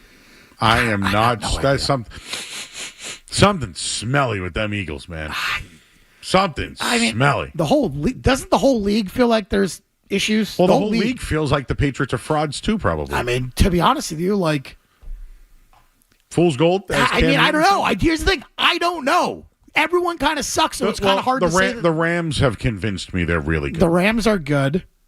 Do you think they're coming? Seattle, I think, is good. Do you think the Rams come out of the NFC? I remember I took them last year. I tell you, I don't think they do. Who you got? I like Seattle's roster, but that division's tough. You know, everyone is sleeping on right now is quietly 8-4 and just played a phenomenal game. San Francisco. Yeah, Brock Purdy though, 3 interceptions first half. They still won. They still covered. Dominated a game against a likely playoff team. McCaffrey was good. McCaffrey looks good. Kittle looks good. They're getting healthy at the wide receiver spot. Pearsall finally. Oh, you're looking at that one, huh? I'm just saying, like, how do you think Mac Jones feels on the sideline? I think Mac feels like he should be playing. And do you think he should be playing? I think if Purdy is going to play the way he did last night, I think you have to strongly consider it. I still think the ceiling's higher for Brock. By the way, the same injury that Purdy has is the same injury that Burrow has. Take a look at what Purdy has and the way he's playing. Maybe start to project. Maybe he'll play like that. Start trying to project what Burrow is, and maybe he may not be the Joe Burrow that you expect. He might be maybe a slightly lesser version, and that's kind of why, I would say don't expect him to just be Joe Burrow, especially off the bat. It's malpractice what they're doing with Joe Burrow, man. I mean, the team's a disaster. What are they doing? They brought in Al Golden to run the defense. Didn't he? Where was he? Doesn't anyone get it? College and the NFL are two completely different sports. It's not working. Completely. That's why everyone was giving Bill a hard time this year. Oh, like I was going to ask you about that. Dude, like first off, they've been playing much better the second half of the season. UNC's been much better. UNC was improved. They're not going to a bowl though. No, but the second half of the season, they looked legit. But right? they blew it for a guy who loves special teams. How do you go up that to your rival? Dude, I totally get it. But again, did they improve? Yes, they improved. His first year in college, it's hard to just kind of come in and expect to dominate. I thought they would be better because I thought the coaching edge there would be massive. I was wrong. He's slightly washed. Like, there's no doubt about the fact that he's slightly washed. But I do kind of think still, Joe, that Bill... Did you see the Josina Anderson report today? Josie, about the teams? Yeah. Who is it? Give me I have no idea. Just tell me. I have no idea. Because Pablo Torre. Can I give you Pablo Torre will tell you the reason why he doesn't have a job is because they didn't like who he was surrounded with. Which I think is Pablo Torre is too focused on Jordan and not maybe some of the other aspects. Well, he's very. She likes to say I'm going to sue you, and then digs in a little deeper. I know, but I also saw some other stories he reported on. I think he's kind of a dunce snitch? at times. No, a dunce. Snitch? A dunce. Oh. Not a snitch. No, he's doing his job. He's a reporter. I'm okay with that. Oh, he's a reporter. Well, reporter-ish. Oh. Reporter-ish. So is TMZ's reporters? I think he's a dunce. Okay. I think he's a little stupid. I actually think he's intelligent, but his job now is to find... Okay, he's intelligent, but he focuses on stuff that I don't give a bleep about. Okay? But Jordan is everywhere. The drama of Bill doesn't do it for me. Well, Dan, just because I know we're late. Yeah. Take that I have, because I think you and I are talking about college differences and all that. Yeah. I think college football has been ruined by the NIL. No, it's completely. The guys like Dabo Swinney or guys like Nick Saban when they were at Alabama. Yep. The historical years of dominance and recruits and control. Gone. Gonzo. Yep. And I think Bill Belichick thought he could go to a college, thought he was bigger than the game. And I think just right now, college football's bigger than any coach. 100% nailed it. 100%. But I didn't feel like that years ago. I don't want to bring up Joe Paterno, but he was gone. I didn't feel like it 2 years ago. 2 years ago, I feel like the sport was completely different and wildly in a different place, and now I feel like it's a complete disaster. The sport sucks. I'm surprised Kirk Ferentz is still doing it. And I love it. Like, I love watching, but the product has gotten significantly worse with the NIL, not better, and that's the exact opposite of what this is supposed to be. Mm-hmm. This is supposed to be pay the players, not build a new roster every year and play. Basically, have a fantasy draft like with you and your buddies. It's a rotisserie. Yeah, it's rotisserie. Yeah, college. It's ridiculous. But it's like a keeper draft. It's stupid. Can we just fix the NIL program again? Stop so many transfers. You agree to a deal with a team. They pay you. You stay for X number of years. That's got to be it. And it can't be 1 year contracts. You should have like a certain number of 2 year agreements, 3 year agreements, etc. Like that's how it has to be moving forward. You can't turn over a roster every single year in college sport football. It's a great sport. It's just this year the level of play is way, way, way down. Way down. All right. Well, people think Lifshatz looks like John Goodman from Big Lebowski. Oh, okay. Because I have the glasses too, I think. The blue light glasses. We'll wrap up Dan's segment. I know you get your podcast, the Boston Handicappers Network. So I got a while. All right. Well, we're going to do in or out at 8 o'clock. You can hang out if you want. I'll do in or out. All right. Why not? All right. Well, he's Dan Lifshatz. I'm Joe Murray, 98.5 The Sports Hub. Essential Sports Hub headline presented by Celsius Energy Drinks. All right, Red Sox make.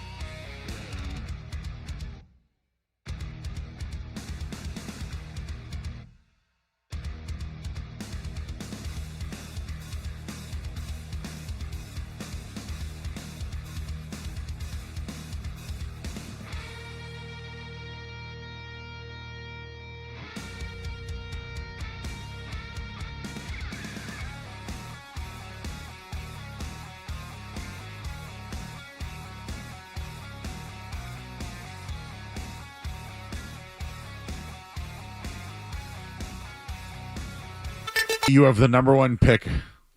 You can pick anything. Appetizers. Okay. Main courses, sides, dessert. Yep. What is Dan Lifshatz's number one overall pick from the Thanksgiving dinner table? Okay. So I'm going to give you because I know you've changed your lifestyle. Yeah. So to me, we're not doing steak this year because we're not having a lot of people over. A wife is pregnant. We're doing just me, wife, kid. That's it.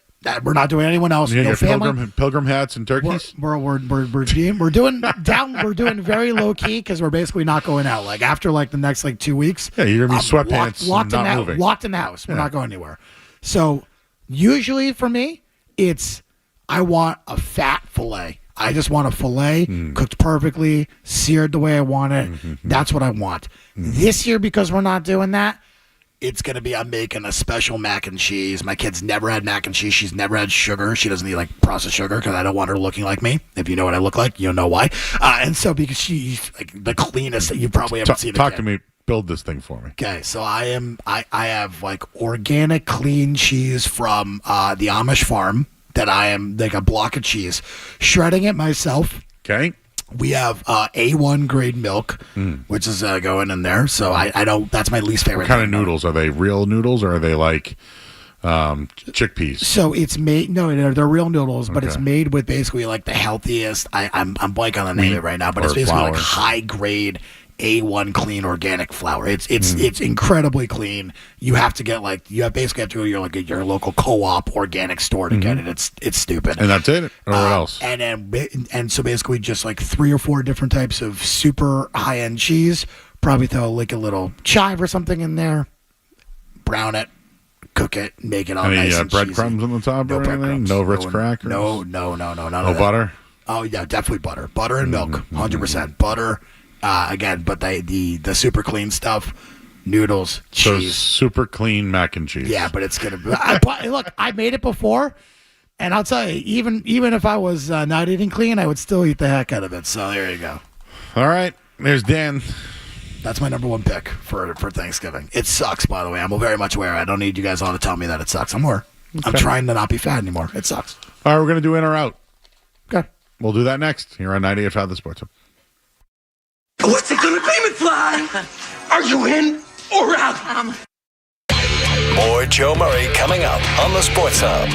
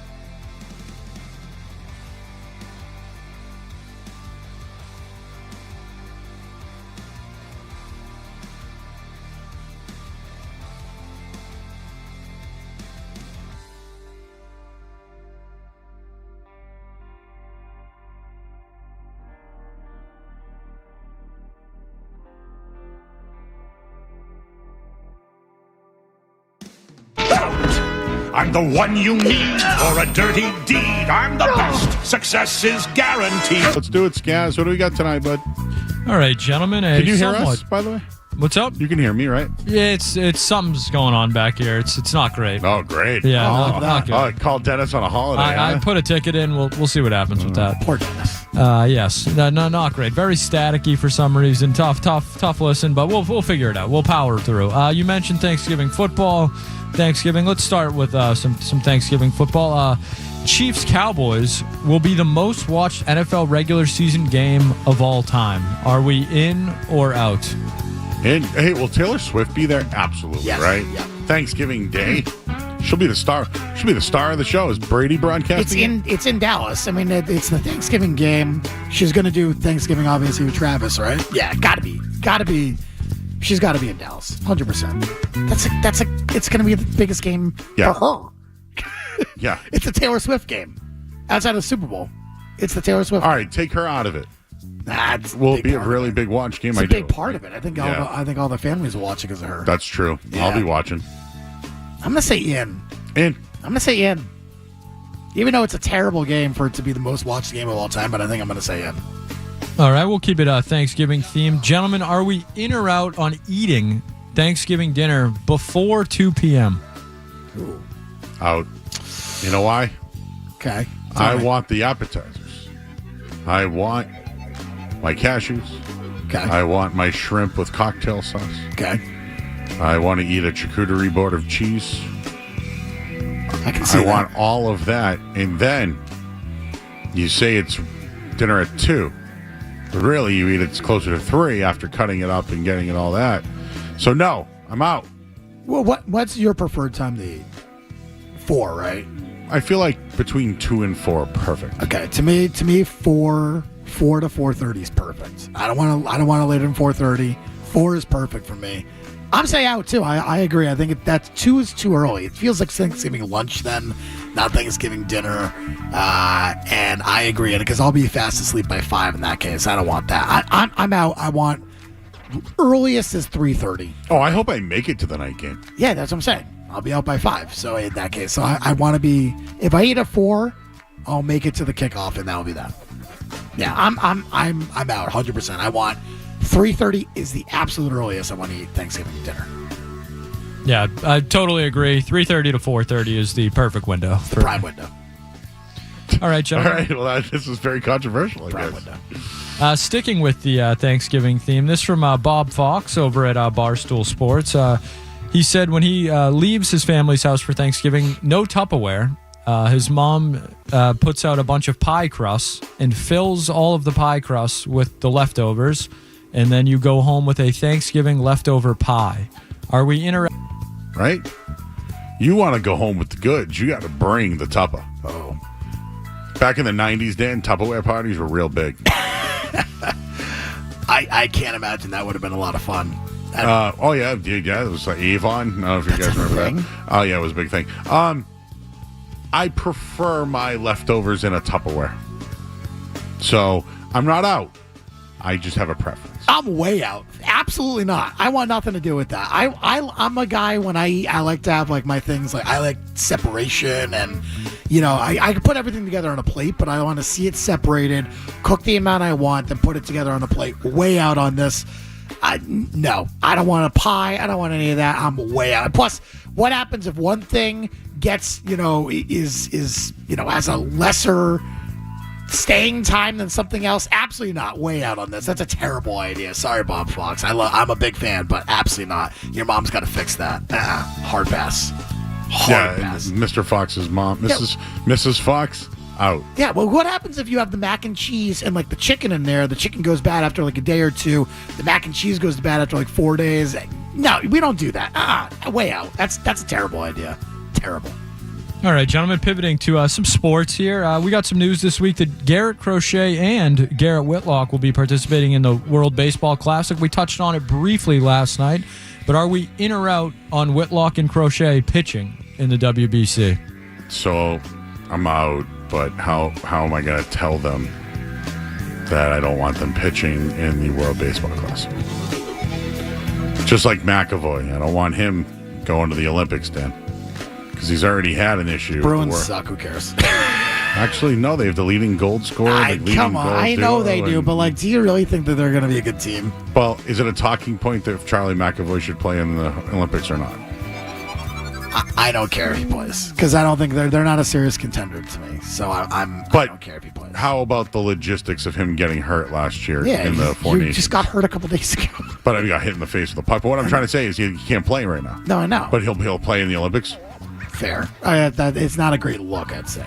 I don't want Garrett Crochet pitching. So how are you going to tell him that? I don't want either of those guys Whitlock pitching. doing I don't it want either. either of those guys pitching. Like, no, honestly, I tell them that sucks. We pay you. You don't get to play. We get to choose. We pay your salary. Absolutely not. Tough bleep. You know what, Garrett? You're not pitching. No, absolutely not. I hate this. This is a problem. Because what did we see at the end of last year, Joe? We saw Garrett Crochet get burned out, especially for a large portion. It reduces, the number of pitches he threw. Absolutely, this is stupid. This is dumb. I get why they want to do it. I am absolutely not. I hate this idea. This is a disaster waiting to happen. F this. I'm out. I hate this. Hate it. Save that as a drop. F this, I'm out. Yeah, it's like the Sean McDermott stuff. Remember a couple years ago? Oh, yeah. The McDermott he's still going, huh? No, he still sucks. Still sucks? He still sucks. He still sucks, Dan. This idea is the Sean McDermott of baseball, okay? Bad. What else we got? No All right. positives.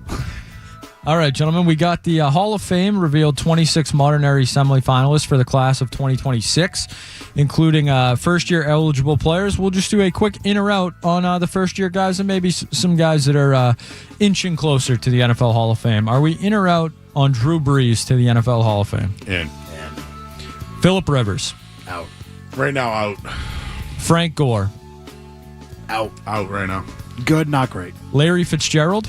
In. Jason Witten. Out. In. Out. Look at his numbers. Don't care. Out. No. In my brain, he's not, but his numbers, right, he's top but 5 all that's time. all I care about. Was he? I'm a less is more. Was he dominant? The answer is no. He was never a top. He was never a top 3 tight end in his time. He never was. Ever. Out. Kelsey was ahead of him. Gonzalez was ahead of him. Gronk was ahead of him. Gates was ahead of him. Yeah, way out. Way probably was a top 5. Throw it in the left field. Way out. Out. I will say this: you can't have 5 guys in. That's my from point. An era. He's but not his even, numbers are fantastic. They are, but like, how much of that is garbage time? Okay, keep going, guys. All right, those are all the first-year eligible guys, but are we in or out on Torrey Holt? I'm going to say this. I think skill. Okay, does he have the numbers? Absolutely. But these skill guys, man, like it took Michael. You know what I mean? It took some guys to. It's really hard. Would I think Torrey Holt or Larry Fitzgerald? Probably would take Larry Fitzgerald. It'd be close. See, but who won championships? But Holt was dominant for about a 3 to 4 year period, and I mean dominant. Yeah, him He and was a Isaac top, Bruce, definitely. Yeah, not but that. But Bruce took away from him. Right, that's exactly my point. Is that Isaac Bruce took away from him? I'm in on Torrey Holt because he was. You need to be dominant. You need to be a top 2 to 3 player your position for a number of years. I'd say he's in. It's close, but I'm in on Torrey Holt. Steve Smith Sr. Out. Fun story. Not dominant enough for me. Out. Torrey Holt, I think, has more numbers. Hines Ward. Out. So I'm just. Hines Ward and Julian Edelman are very, very close. I will say this. You could make a case for Hines Ward. Yeah. I think make a case for all these guys. But again, Ward was never a top 5 player at his position or even top 3 You're players. right. My thing is, this is why I bring up Julian Edelman. That's the comp. Like, they both had multiple championships. Great playoff players. But what's the playoff moment for Hines Ward? Exactly. I mean, there's a couple for Edelman. But that's the thing. There's a couple for Edelman. There's nothing for Hines Ward. You're talking about comping numbers. I'll give it the nod to Edelman because I'd have to dig into it, but Ward was good. Ward was really great. good. He just I put him in the Edelman category. I think Edelman's slightly ahead of him, but yeah, I agree. Ward's probably got better numbers because he played more. I'm sure, and he, whatever. But I'm out on Ward. Out. All right, John, we'll wrap up the Hall of Fame talk with some Patriots. Are we in or out on Vince Wilfork? Now, is this NFL Hall of Fame or Patriots? The NFL Hall of Fame. Out. So nose guard should be considered. Fred Smirlis should be in. He's not. They just don't prioritize the nose guard. But Vince has a very good case. He's probably out. Who else? Great player, revolutionized the position, but and he was an end out of college, by the way. Man, Miami, it was awesome. But he's like better than Ted Washington, but it'd be like putting Ted Washington. Give me another nose. Like Haloti Ngata was really good. Probably won't get in, right? It was on those Ravens teams. But he played for multiple teams. Well, okay, but who was better? Sue Wilfork? Sue is a better player. Yeah. Scary. Okay, yeah. So I'd say out on Wilfork, but I think Wilfork is like one of my favorite Patriots of all time. For defensive linemen that are finalists, it's Wilfork, Robert Mathis, and Kevin Williams. Out. All right, and then we'll wrap up Rodney Harrison and Adam Vinatieri. In. Best kicker of all time. Should have been in anyways. Yeah, he's the best kicker of all time. It's not even close. Rodney Harrison is the only player in history with 20 sacks, interceptions. He is the most fined player in history and had a PED. Everyone hates Rodney Harrison because of his what he talked about and all the stuff during the game. Think he was dirty. The whole league was dirty. Ray Lewis was dirty. Mm-hmm. Ed Reed was dirty. Everyone was freaking dirty. Who cares? He's elite. He's one of the best safeties of all time. I mean, John Lynch getting in helps him. He was better than John Lynch. John Lynch was for one thing. He was a hard-hitting player. That's it. And he won a championship. Right, but Rodney won a couple. Yeah. And was one of the best. Him and Junior Seau were the Chargers for a long He period. hit hard. He was a dominant ball-hawking player. He could cover. I mean, what more do you want from a safety? Rodney should be in the Hall of Fame. I think he's being kept out. I agree. I completely agree with Joe. He's being kept out because people are paying. I don't think it's his commentary though. I think it's just he was a dirty player. No, I think it's a little bit of A, a little bit of B. I think maybe he's said a lot of things that people have not liked over the years, especially about non-Patriots teams, and I think that kind of does it in. So I'm in on Rodney. And Vinatieri's an easy one. I can't believe he's not in already. He's the best kicker of all time, without a doubt. He's in. All right, gentlemen, we will wrap up with this one tonight. Was Willie McGinnis on that list? I do not believe he was listed. So he didn't make it. So the only no, I mentioned Willie McGinnis out. I think you could, like Edelman, you could make a case for what they did in the playoffs. Willie McGinnis leads all time in sacks in the playoffs. Yeah, great player. And had injuries, which kind of held him back. But I don't know. I think maybe he's probably a Veterans Committee guy years later. Nah. The two linebackers are Luke Kuechly and Terrell Suggs. In. Suggs is got some off-field stuff. But still, he was a top 3 player at his position for years. He was dominant on Tom Brady. Yeah, I mean he is the reason that the Ravens were so good for many of those years. Paul Sohard University, right? Yeah, Paul Sohard. All right, gentlemen, we like weird science and odd headlines, so we'll wrap up with this one tonight. Scientists have found people are twice as likely to give up their seat on public transit and behave better in general when someone dressed as Batman is present. The results are being called the Batman effect. Gentlemen, are we in or out on the Batman effect? Someone DM'd me last night something about this to ask Zoe this. Why? What can you give me more on? Do you know about this, Dan? No, I've not heard of this at all. That's really funny. Yeah, a new study shows Batman makes people behave better in public. Scientists have published new research showing a sharp rise in helpful behavior when a person dressed as Batman is present in public spaces. It's an absurd thing that people. You know what, Dan? I don't even want to know about this. Why? Can I not know about this? That's super funny. You don't want to know about it? No, just throw up the bat signal. Just do that for me. We're going to have people walking around with utility belts? I mean, I'm out on it, but it's interesting. Who thinks about this? I don't know. There's a lot of people here who give me crap about the way I live my life, so who cares what other people do? I think that's ridiculous. Okay, Dad, you're so open.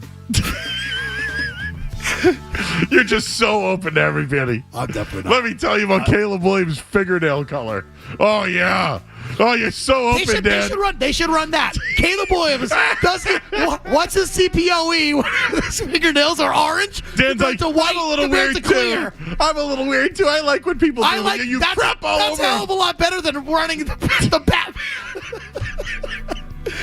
If I saw Batman on a train, I would act exactly the same way I was. I wouldn't care at all. If I saw Batman on the orange line, I'm probably concerned. Honestly, if I saw like a random dude dressed as Batman and it wasn't Halloween, I'd probably call him names that are not fit for these airwaves. Now I live near Salem, Massachusetts. Yeah.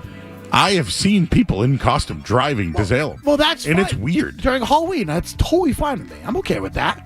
But if it's not Halloween, I'm out on it. Or even like around Halloween week, whatever, fine with me. I'm out on it otherwise. That's you're not getting me to behave any differently. You just think you might have, you're a little weird. Okay. We have calls. People have reacted. We have kicked to the beehive. Oh boy. Anything else, guys? That is going to wrap up a Tuesday night semi-holiday edition of In or Out. All right, guys, what's your number one when it comes to the overall pick? It's stuffing for me. I'm a stuffing guy. Okay. Yeah. Easy enough, right? Easy stuffing. Now, do you make your own stuffing, or do you like the out-of-the-box stuffing, Skaz? I will not be cooking this year, but it will be probably, if I had to guess, it's out-of-the-box stuffing, but with like some sausages and stuff tossed in there. But in general, like, do you like to make your own stuffing, or? I have in the past, and I like being able to throw your own little twist on it. I have in the past. I broke up a lot of bread, and I like sausage with mine. But I was talking to Mary Matt. I don't mind, but I know a lot of people who I'm friends with who do that. It's a Jewish thing. Do you know? I hung out with our buddy Sammy P one night. And he made baked beans. Yeah. And he put a bunch of apples in the baked beans. I've never heard that. Holy smokes, it was incredible. Good? No, like in. Like, really? Amazing. Really? Never done it. Never had it before. Have you ever had dirty mashed potatoes instead of stuffing? You basically talk to me about dirty mashed instead potato. Of skinning the potato. Yeah. You keep the skin on. I like skin. So basically gives you that more brown look. Yeah. Uh-huh. You add some breadcrumbs in there, yep. and you add everything you would in a normal. And so instead of having like just bread, you keep the skin. You keep the skin. You keep the keep the mashed potato. I like dirty. I like dirty. And you add some breading in. Phenomenal. I like it dirty. Yeah, dirty mashed potato stuffing is elite. Skaz, you're a stuffing guy. Try that one year. I'm gonna mix that into the rotation. Oh, yeah, we should just start having everyone just make their own stuffing. Oh, and I will try it competition? all. Ooh, stuffy time. Oh, a pre-Thanksgiving stuffy competition for Joe Murray. Stuffies. Kendra would definitely make an elite stuffing. I feel like she probably could make a really good one. She's a good cook. Yeah, I've had her banana bread. Yeah, she's really good at cooking. I make a pretty good dirty mashed potato stuffing. I won't lie. I could just smell her drinks, though, getting off the elevator. Yeah. You know those, the hell is that, kale? She drinks some nasty The hell stuff. is that? Nasty. She drinks in a little package bone broth.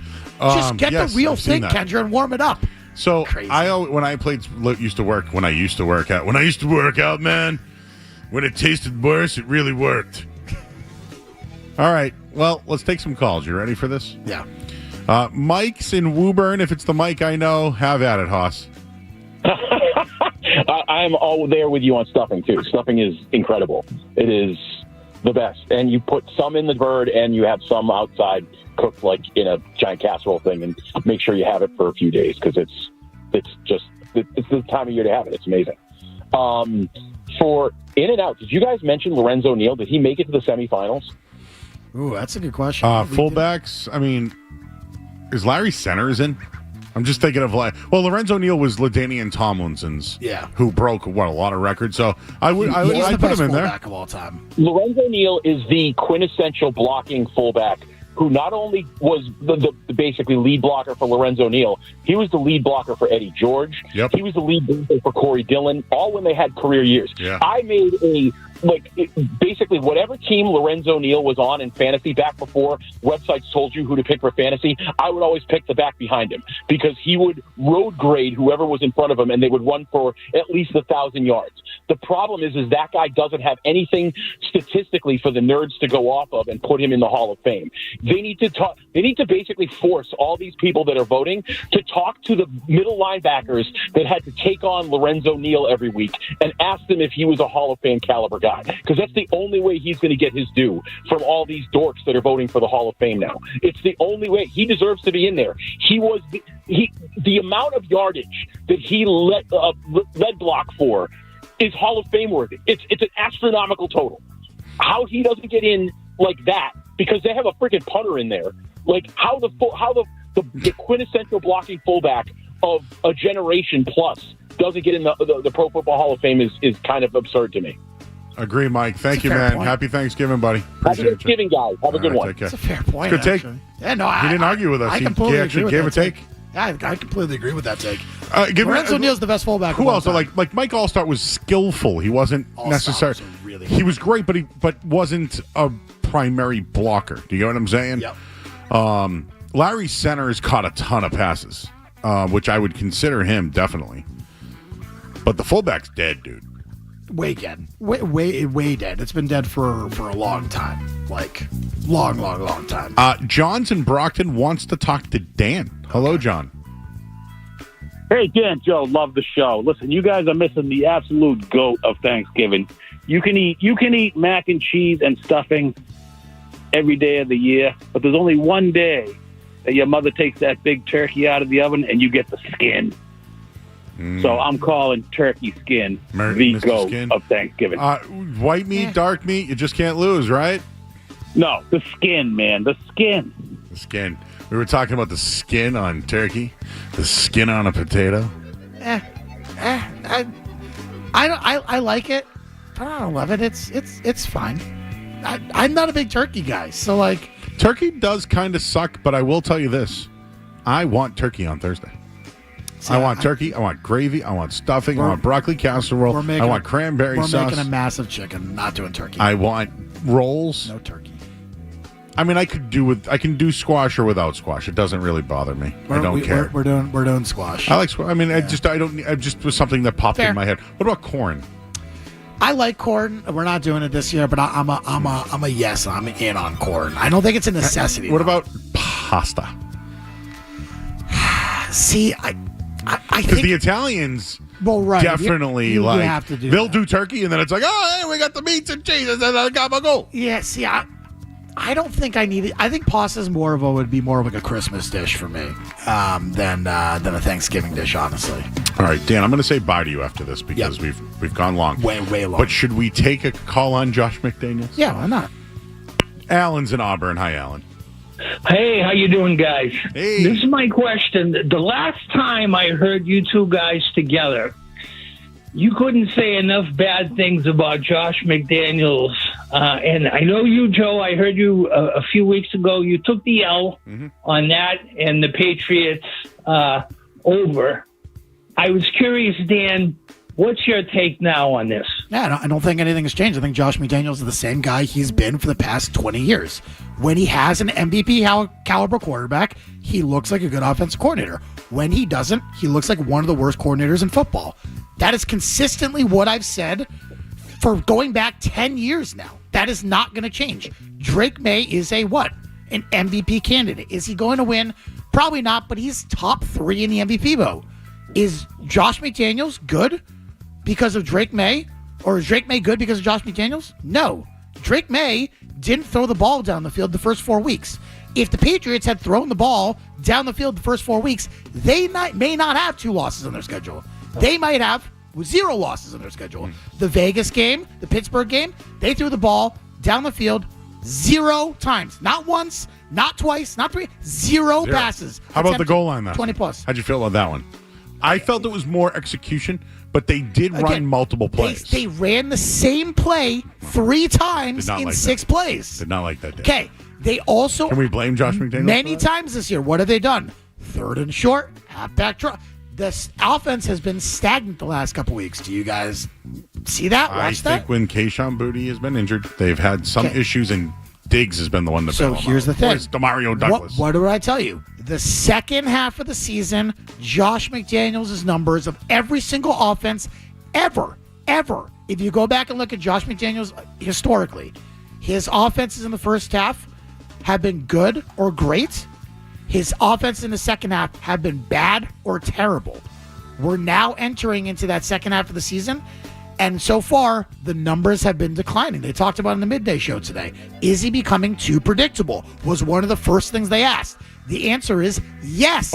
He runs the same crap over and over and over and over. It's not good. Vrabel was actually pissed after the game about the offense. Yeah, the offense did not. That's the worst defensive football. Remember when he threw up the threes after a while? There was 6-7 plays. He's like, "No, that's it. Just go for 3." Yeah. Well, I was actually after the 6 plays. That was actually later on. I'm not even telling you that Josh has done a terrible job this year because I don't. I think he's done He better. is very better than predictable. I expected. But again, he's super predictable. He runs the same concepts over and over in situations, and teams are adapting to it. And the offense is becoming stagnant. Hey, listen, the red zone, I would like to see an improvement. And I thought that this guy would be the difference maker in the red zone. How about this? Don't take the ball out of your best player's hand in the red zone. And Dan, I don't know how you feel about under center versus shotgun. I understand I think professional you need a offenses, you got to be under center. Well, you need a mix. But this guy, Drake, he's a field seer, man. And he's so skilled that you can't take the ball out of his hands in the red zone. My big issue with Josh McDaniels is the predictability in play calling. As you see more of what he's doing with a specific player as the year goes on, he becomes more and more predictable and not less and less predictable. And that's kind of what differentiates good offensive coordinators and good offensive coaches from bad offensive coordinators and bad offensive coaches. And that's why I ultimately don't think Josh McDaniels is a good offensive coordinator. I think he can do the basic things and necessities when he needs to, but I don't feel that he's put together a good offense this year. I think Drake May has become an MVP type quarterback, and I think there's a huge leap, a huge difference between the two. If Drake May was not performing at this level, what would the offense look like? I think everyone needs to take a step back and have a serious question of where would this team be without Drake May playing at an MVP level. And while I do think that you can contribute some of that to Josh, he basically said before the season, Alex Van Pelt's the reason I'm playing where I am now. I mean, regardless of how you feel about Alex Van Pelt, I feel Alex Van Pelt did more for Drake May's development than Josh McDaniels has, which is pretty bad to hear and pretty bad to see. Now, you can agree to disagree. I'm sure some people think that's an insane take, whatever. But I just don't think that I just don't think Josh McDaniels done a great job. I think he's becoming predictable again. The offense is becoming stagnant again. It's a problem. And they're about to face better teams. Is that stagnation going to change? Stagnation. Dan, the the Boston Handicappers Network. Yes. Podcast tonight. Yeah, we were going to do it last night. Had the family issues, so we're going to do it tonight. It's going to be a shorter episode, just me and Jules. No CT. Oh, no, Chris, huh? You went to Florida to see Kelly in Vegas for her birthday. Oh, gobble birthday, It's huh? Kelly's birthday today. Happy birthday, Kelly. Kelly's Happy birthday, Kelly. That's right. So she's they went down to Florida for Vivas her birthday. galore. Vivas and Thanksgiving to see his mom. So his mom lives down there. So you and Jules. So me and Jules. I wonder what his takes are on Jaylen Brown and the Celtics. I haven't talked to him in a while. He thinks the Celtics suck, as we do. Good. We all do, yeah. All right, cool. I can tell you that. All right, Dan. I'll speak for him. Happy Thanksgiving, sir. You as well. Yeah. Enjoy. Happy Thanksgiving to all the listeners. Appreciate you whether you love or hate me. I appreciate everyone listening. Hope everyone has a lovely turkey, steak, chicken, whatever the heck you're eating. Enjoy. Okay. Bye, Dan. Thank you. The captain, Sean McElroy's on the line, and he's got a big card show coming up. The Northeast Collectors Fest. Is that right, Sean? It is, Joe. You should know. I believe you're going to have a couple of tables at the I show. will be there. I love cards. I just want to say one thing about you guys. I agree with Lifshatz about what he was talking about with Josh McDaniels, because this team is a little frustrating the last few games, and it doesn't seem like he's had any success making them any better on offense. But I just didn't mean to sidetail there for a little bit. But Sean, listen, you guys go back and forth about him. Real quick, I want to get into the fest because it's in January, and I know people are starting to put stuff on their calendars. But don't you think that Drake May right now is like giving such a bump to the card collectibles memorabilia right now? Oh, I mean, Joe, it's unbelievable. I've actually been in the Drake May buying, everything that I can find that's, at a decent price right now because of this MVP rise of the way he's playing, and also the way the Patriots are playing. I mean, the card game is not just a one-way, just how the player's playing, but it's also how the team's playing. And, I mean, it's amazing. Like, you look back in August, September, and you look at some of his cards that were going for half the price of what they're going for. In the last 2 months, they've driven up 100%, and some of them even 200 or 300%.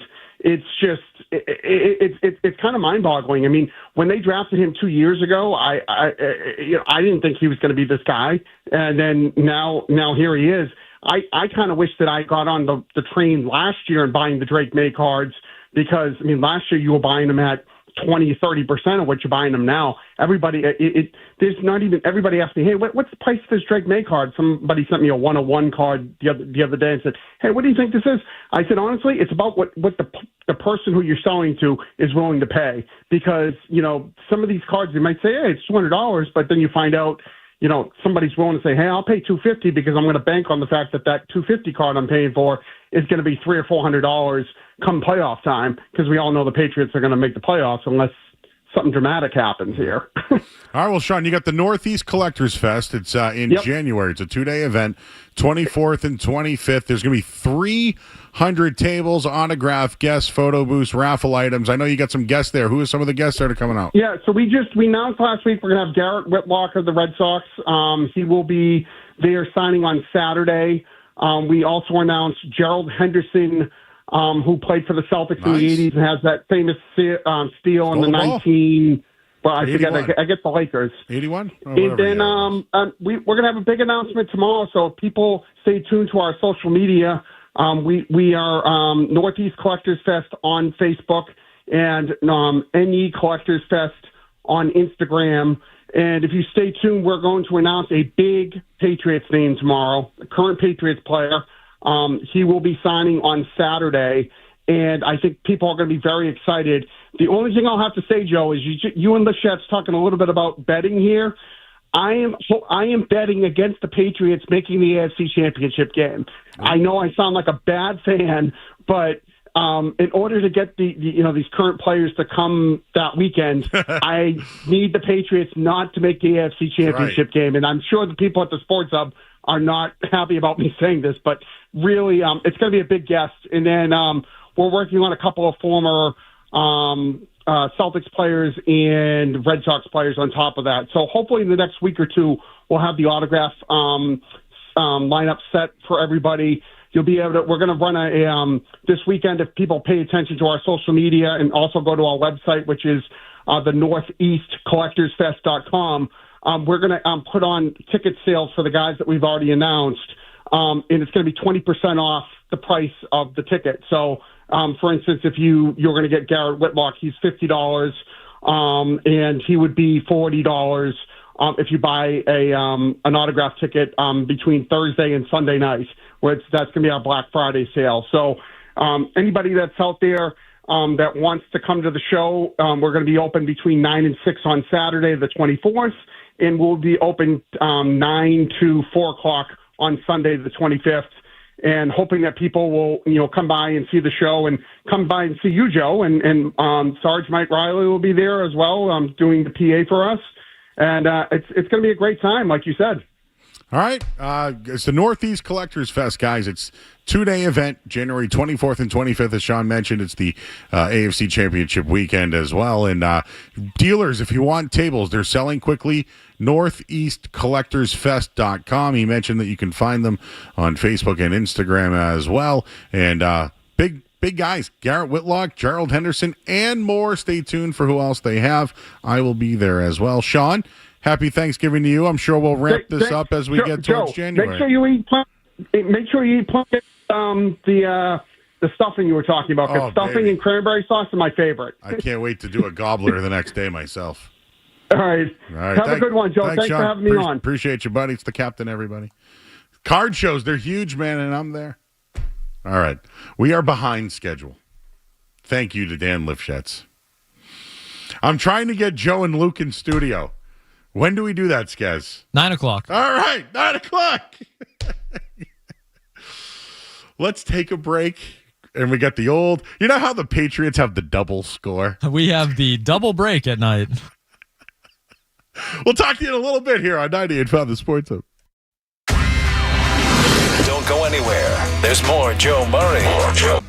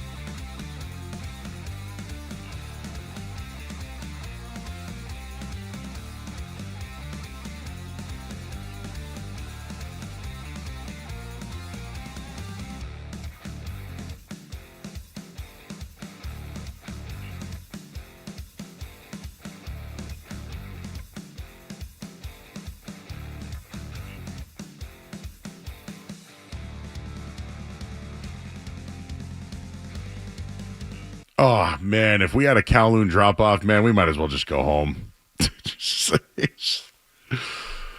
Oh. So, Street Team Joe's here.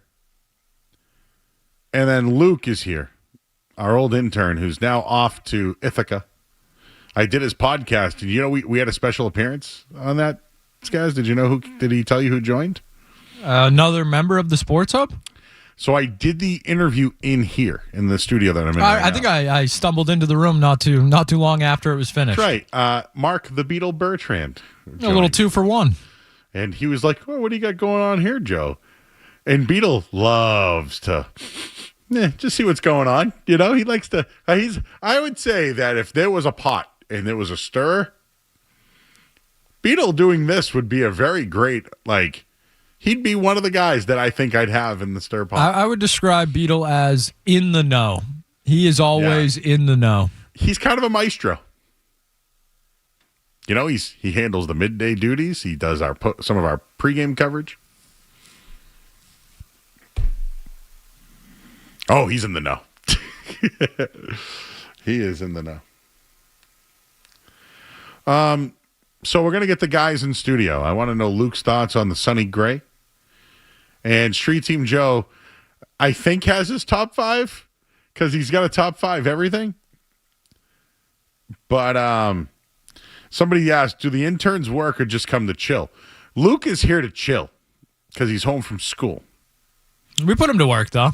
Answering some phones. He actually asked me if he wanted to cut video.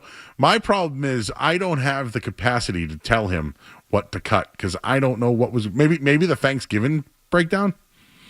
No, I mean of football games, because that could be green. But now that we're bringing him in studio, it's over.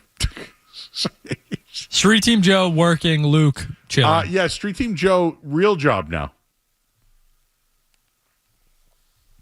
All right, people want to talk. Jason, are you still thinking about the boundaries? Well, I got something I can add, I think. Okay. You know how in Chinese or Kung Fu and Western movies, there's a reoccurring trope. One guy kills one guy. The guy that's dead has a 12-year-old son. He grows up 7 years later. He's now a young man. He wants to get revenge. Yes. He goes and kills the guy that kills his dad. Mm-hmm. And then he realizes that the initial boundary that was crossed was so heinous, he's going to double down and kill their oldest child, the boy or the girl. And that's the guy that crossed the boundary. That was a sacred boundary he crossed. To remind everyone, Jason was in a bathroom, and the man was a little too close to him. He didn't appreciate it, and therefore crossed his boundaries by following the attractive girlfriend of his. He was actively waiting while I was dropping the deuce, just waiting on me.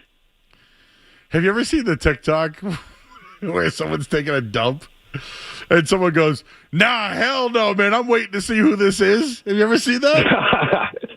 I haven't seen that. Everyone's shaking their head, but how come I've seen it? What about your boundaries on Thanksgiving? What you got? Anything that you want? Is there any discussions you don't want? Boundaries on Thanksgiving? Well, my family has no boundaries. The uncles and the boys, it's boy, I'm hanging up. Thank you. Hanging up. Thank you, Joe. That was, I knew it. Once you start bringing up Unc, it's over. Your uncle coming over, Joe? You got uncles coming over? I know Skaz got Uncle Jimmy on his tree. Yes, yeah, on the Christmas tree, for sure. Somebody wants to apologize to me. Should we do this? Eric is in Lowell. Hello, Eric. Hey, Joe, what's going on? What's up, buddy?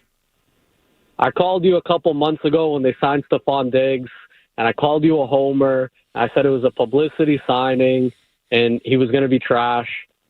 I'm sorry, buddy. I think you were right on this one. I was wrong.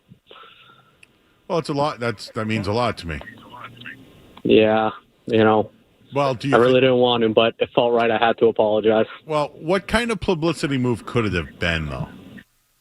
Well, I thought, all right, he's later in his career, but a big name signing. Drake May needed help. They missed on T. Higgins, missed on Godwin. I thought this was just to shut the fans up. Here comes, 30-year-old Stephon Diggs off an ACL. Let's get everyone excited. But, he's been above great. and beyond anything I thought he was going to be. Can I add to it? I think he's been better than Calvin Ridley. Look at Brandon Ayuk's situation. You mentioned Godwin, who's been missing time. He has actually been better than all of those guys. He's been to that. It's more not I'm right. They were right.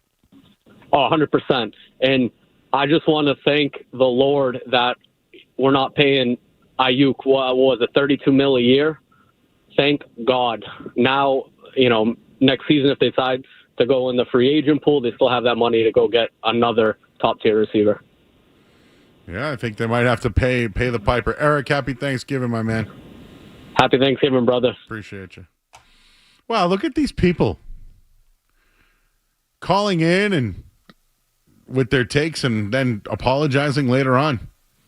That I like the morals of our show. When I'm wrong, I'm wrong. When I'm right, I'm right. When you're wrong, you're wrong. I'm the bomb. I think that was from a rap song. All right. Well, this hour of the Sports Hub has been brought to us by Valvoline Instant Oil Change. Enjoy quick and convenient vehicle maintenance this month. Visit NewEnglandOilChange.com. You can save 15% off your next drive-through oil change. Valvoline Instant Oil Change, the official oil change of busy people. Well, everybody, it is Thanksgiving Eve. Luke's here. I want to get his thoughts on Sonny Gray. I'm actually kind of curious about his food takes because sometimes they're not great. I'm not crapping on you, Luke. From what I remember about Luke, his food takes can be a little suspect. Suspect! We'll have the final hour of the show. It's a gobble, gobble. Christmas Eve. Thanksgiving Eve show. I'm Joe Murray, 98.5 The Sports Hub. More Joe Murray coming up on the Sports Hub.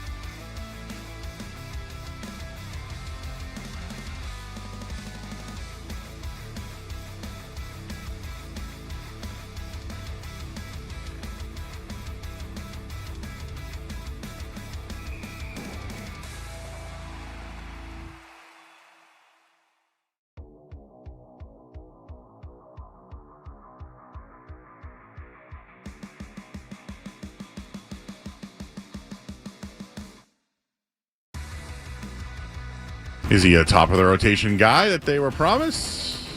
We'll have more on that coming up in just a little bit. Patriots, well, they made some roster moves today. They added a big tackle. His name, Thayer Munford Jr., Munford and Son. Alex Austin's on injured reserve. Brandon Cooks to Buffalo. In the injury report for the Celtics tomorrow versus Detroit, Neemias Queta out. It's not good for them. But maybe we see Amari Williams. Headlines brought to you by Super Service Today. Winter's coming. Don't get caught in the cold. Book your home heating system health and safety check with Super Service Today. They offer New England's most comprehensive heating system and safety check. Schedule now at superservicetoday.com. Super Service Today. I'm Joe Murray. To us, Boston pride runs deep. I'm a Bostonian! This is Boston's home for sports. Bow, bow, bow! 98.5, the Sports Hub.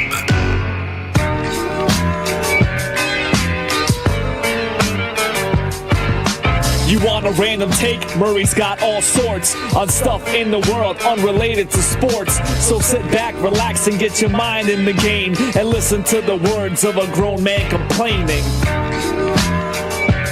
All right, it's Murray's Musings. What's up, Luke? How we doing, Joe? Luke from Ithaca. Luke Fitzpatrick is his name. He's an Ithaca bomber. Bomb, not bomb, like warm, or Steve. The bad kind of bombs. Well, welcome in. Thank you. It's great to be back. Street Team Joe Ariano, who met our boss Mary today, and she asked your last name. She's super nice. Very nice. Yeah. Oh, she asked you for No, my she last? asked you your last name. I said, Yeah, I he's was Street Team there. Joe. She goes, what's your last name? Yeah. And you were like, Ariano. And she goes, oh, in Italian. Yeah. It's kinda- Nice and Italian. All right, so musings. Do you guys have any Thanksgiving musings? Are you put me on the spot there? You want to go, Luke? I On got what? one. So, what's your opinion of watching football the entire day? Like, how much time do you dedicate to family, and how much time do you dedicate to sports? So yeah, they overlap. Yeah. So, You know what I is mean? it okay to eat in the living room? Would you say, Joe? I think you should eat at the table. Yeah, I and- think and eating dinner at the tell table. people what you're yeah, thankful for. yeah. Joe, what are you thankful for? You want to I'm share? thankful for my team of guys. Skaz. Thankful for Street Team Joe. Jake Seymour, who helps out a ton here on the show. Jake's the man. Thankful for Rick, who believes in us. Mary. Dennis Knudsen, who keeps it going here every night. Jim Louth. Shout out Jim Louth. Thankful for Andy Wong of the Kowloon. Hooch, Will you be going Mr. out Sid. Wednesday night? Hell no. I'm out. That's a no. You're out? On going out? Joe, you guys, listen, we talked about this last night, Skaz and I. I'm rooting for both of you tomorrow night. What is that supposed to I want you guys to chase it and get it. All right? I'm going to be inside. I want you guys to just go have fun. Live it up. Don't drive. I'm just going to be drinking with Sharpie, having my Good. ties at the Good. local. Oh, I love that. Oh, the local tank. The local Polynesian restaurant. Yes. Oh, in. In. Sharpie and I will be there. But tomorrow. I want you to get, I want you to just, it's, when you're young like this, no rules, baby. I'm go hard or go home. I don't drink. I'm 20. I'm too young to drink. No, I forgot about that. Luke, you're only. But I'm rooting for you, Luke. older than 20. Are you really only 20? I'm 20. I know. Wow. I appreciate it though. He I feel like you seem like 24. Wise beyond my years, some would Yeah. say. Yeah. Thank you. I appreciate that, Joe. One day I won't like to be called older than I am. Where'd you go to high school? Belmont High School. Will you go to the Belmont football game?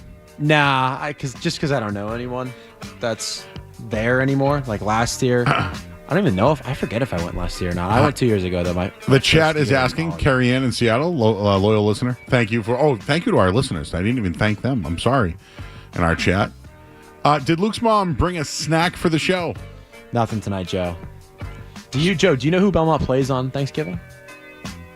No. Watertown. Oh, Watertown? Yeah. They play over here. Victory Field is in Waltham. That's right. Here, and then Victory Field's not Waltham. Victory Field's Watertown? Watertown. I'm sorry then. I got my boundaries mixed. No worries. See, all these boundary talk. I don't know what I'm doing. Yeah. Wait, talk about what snack did your mom? I'm behind She on brought this. cookies in one night. And what liked type? them. I think chocolate chip. They were made with Chocolate love, chip or M&M definitely. or something, yeah. She made cookies the other night. I They were don't know very what good. happened, but I didn't make a pass at her or anything. I just said I would like Luke's mom to make me some. What did I say? passed Brownie along- cheesecake? I passed along the message. Oh, okay. Yeah. Did she just decline? I mean, I don't remember a follow up. Well, can't work on that over the holiday? Will do. What else? What else can we muse about? The traffic sucked today. Do we agree with that? It was bad today. Do you guys do breakfast on Thanksgiving? I rarely do breakfast as a college student in general, but I'll do breakfast on Thanksgiving probably. Breakfast, like breakfast at noon for me. Yeah, usually my dad will whip up something. I save it all, baby. You save it Yeah? all? I can't wait. I'll starve right now until Thursday. So a whole fast. Well, tomorrow. actually, Joe and I have an event tomorrow. We do. We will be at the Excited. Zen Den. We met the what was his name from last week? Alex, super nice dude. Was really into what was going back he was there. loving it Too. So we'll be at the Zen Den tomorrow, 12 to 3. I don't know what time we're going to be there. No, you might be right. Yeah, and just so you know, like, this isn't just 12 to 3. This is probably like a 10 to 6 because of the traffic situation. I got to be here at 10. But it's called Green Wednesday. For those that don't know, it's the biggest. it's the okay, biggest, I can put one, two the and two second together. biggest marijuana day of the year. Because of course, who want to smoke with the family, right? Like, hey man, let's go smoke. Times are different now, Joe. Are you they familiar are? with the term Blackout Wednesday? That's a my generation thing. I'm sure you can put two and two together and you know what that means. Drinking? Yeah. Have you ever blacked out? I'm not going to answer Well, you're that 20 question. years old. Yeah, so. I don't drink. See, Come on, Joe. Are we allowed? Can Joe and I answer this over the air? You're 20. You're over 21. Yeah, but I feel like blackout is like it's a So legal. It's not illegal to black No, out. I'll be honest with Is you. it? Is I it? don't. I'm too big to black out now. It's not illegal to black out if you're. No, underage. you don't. No one. Yeah, no one plans on blacking out. True.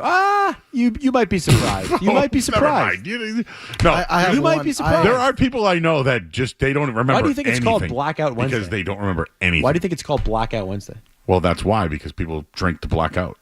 You But just said I that, drink a lot and don't black out. Consider yourself lucky. I am a very lucky human. It's happened to me once. Thankful. One This time time. of year, some would say. Do you know the Thanksgiving song? Charlie Brown? I don't know. No. You guys are kidding me, right? I don't know the Thanksgiving song. Sing it for us, Joe. Turkey for me, turkey for you. Let's eat the turkey in my big brown shoe. I like to eat turkey at the table. I once saw a movie with Betty Grable. Eat that turkey all night. No, okay. You definitely just came up with that. Thanksgiving. Joe, you definitely just came up with that during the break. Or just no, now, I maybe think even. you guys really just. Who's it by? Who's the artist? Is there an The artist is Adam Sandler. Okay. And it's called the Thanksgiving song. Okay. I've never heard it, though. And he made also a Hanukkah song, 2 of them. You've really never heard of the Thanksgiving song? No. Skaz, have you heard of this song? Yes. Okay, so maybe Really? Luke and I are in the dark here. Yeah, this is like is this like grunge institution. music where I actually Yes. look like the idiot? I don't know where to go continue. I'm not convinced that this is a real thing. Skaz. It was wildly popular. It was on. I believe he even put CDs He did it out on of it. Saturday Night Live. Yes, He had Luke, a big SNL guy, should know that. He had a lunch lady in the song and then made a song about a lunch How lady. recently was this? 30 years ago? Yeah, 4. come on, Skaz, come on. Come on, Skaz. things are holding up for years. Come on. I'm not saying We're they're still not. listening to the guys from. No, Joe. I'm not saying they're not. I just don't watch SNL 30 years ago. No, but you should know the Thanksgiving song. Apologies. That was not a real apology, by the way. I know it's called. I apologize, but I'm not sorry. You know what I've been doing a lot at school this year, Joe?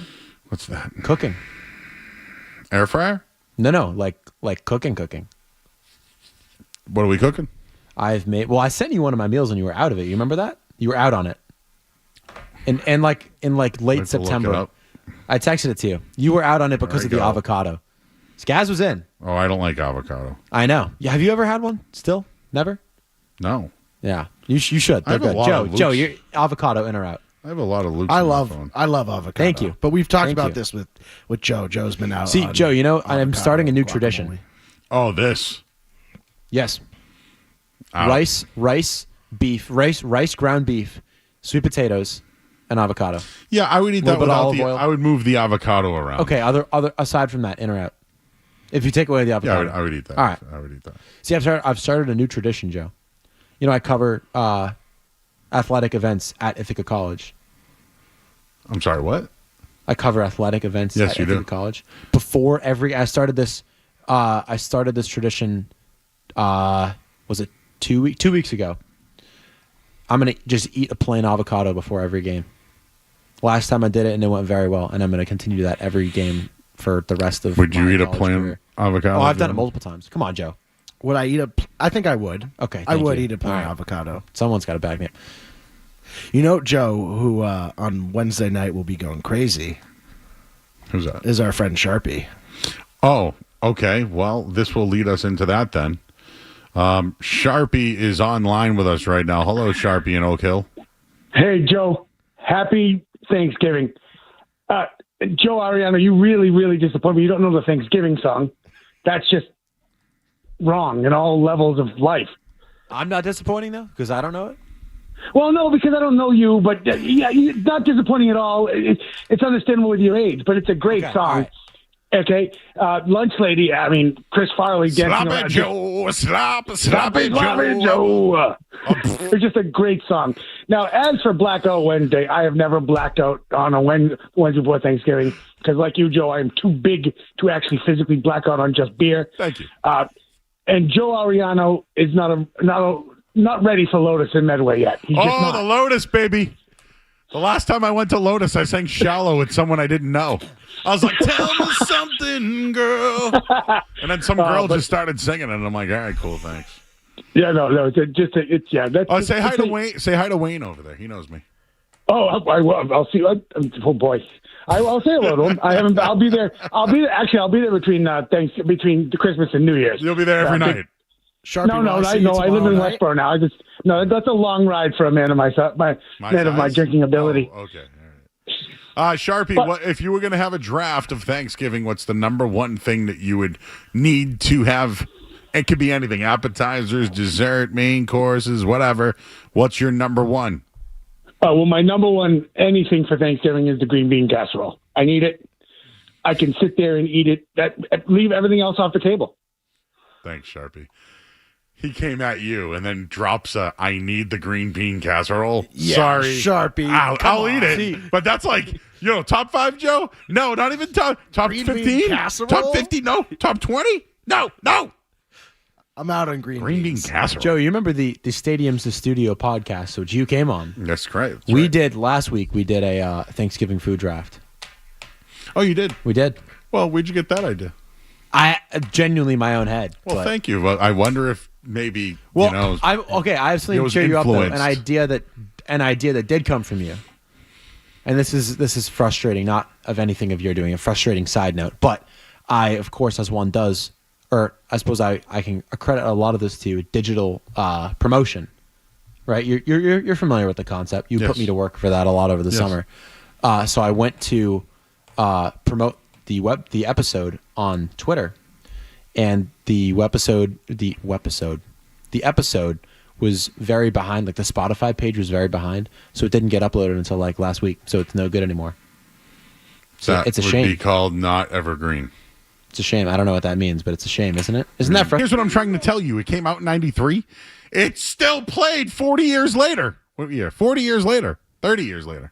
I'm not to anything that hits my ears. Okay. Well. Or All right. Joe's, clearly, for that matter. Daniel is in Burlington. Hello, Daniel.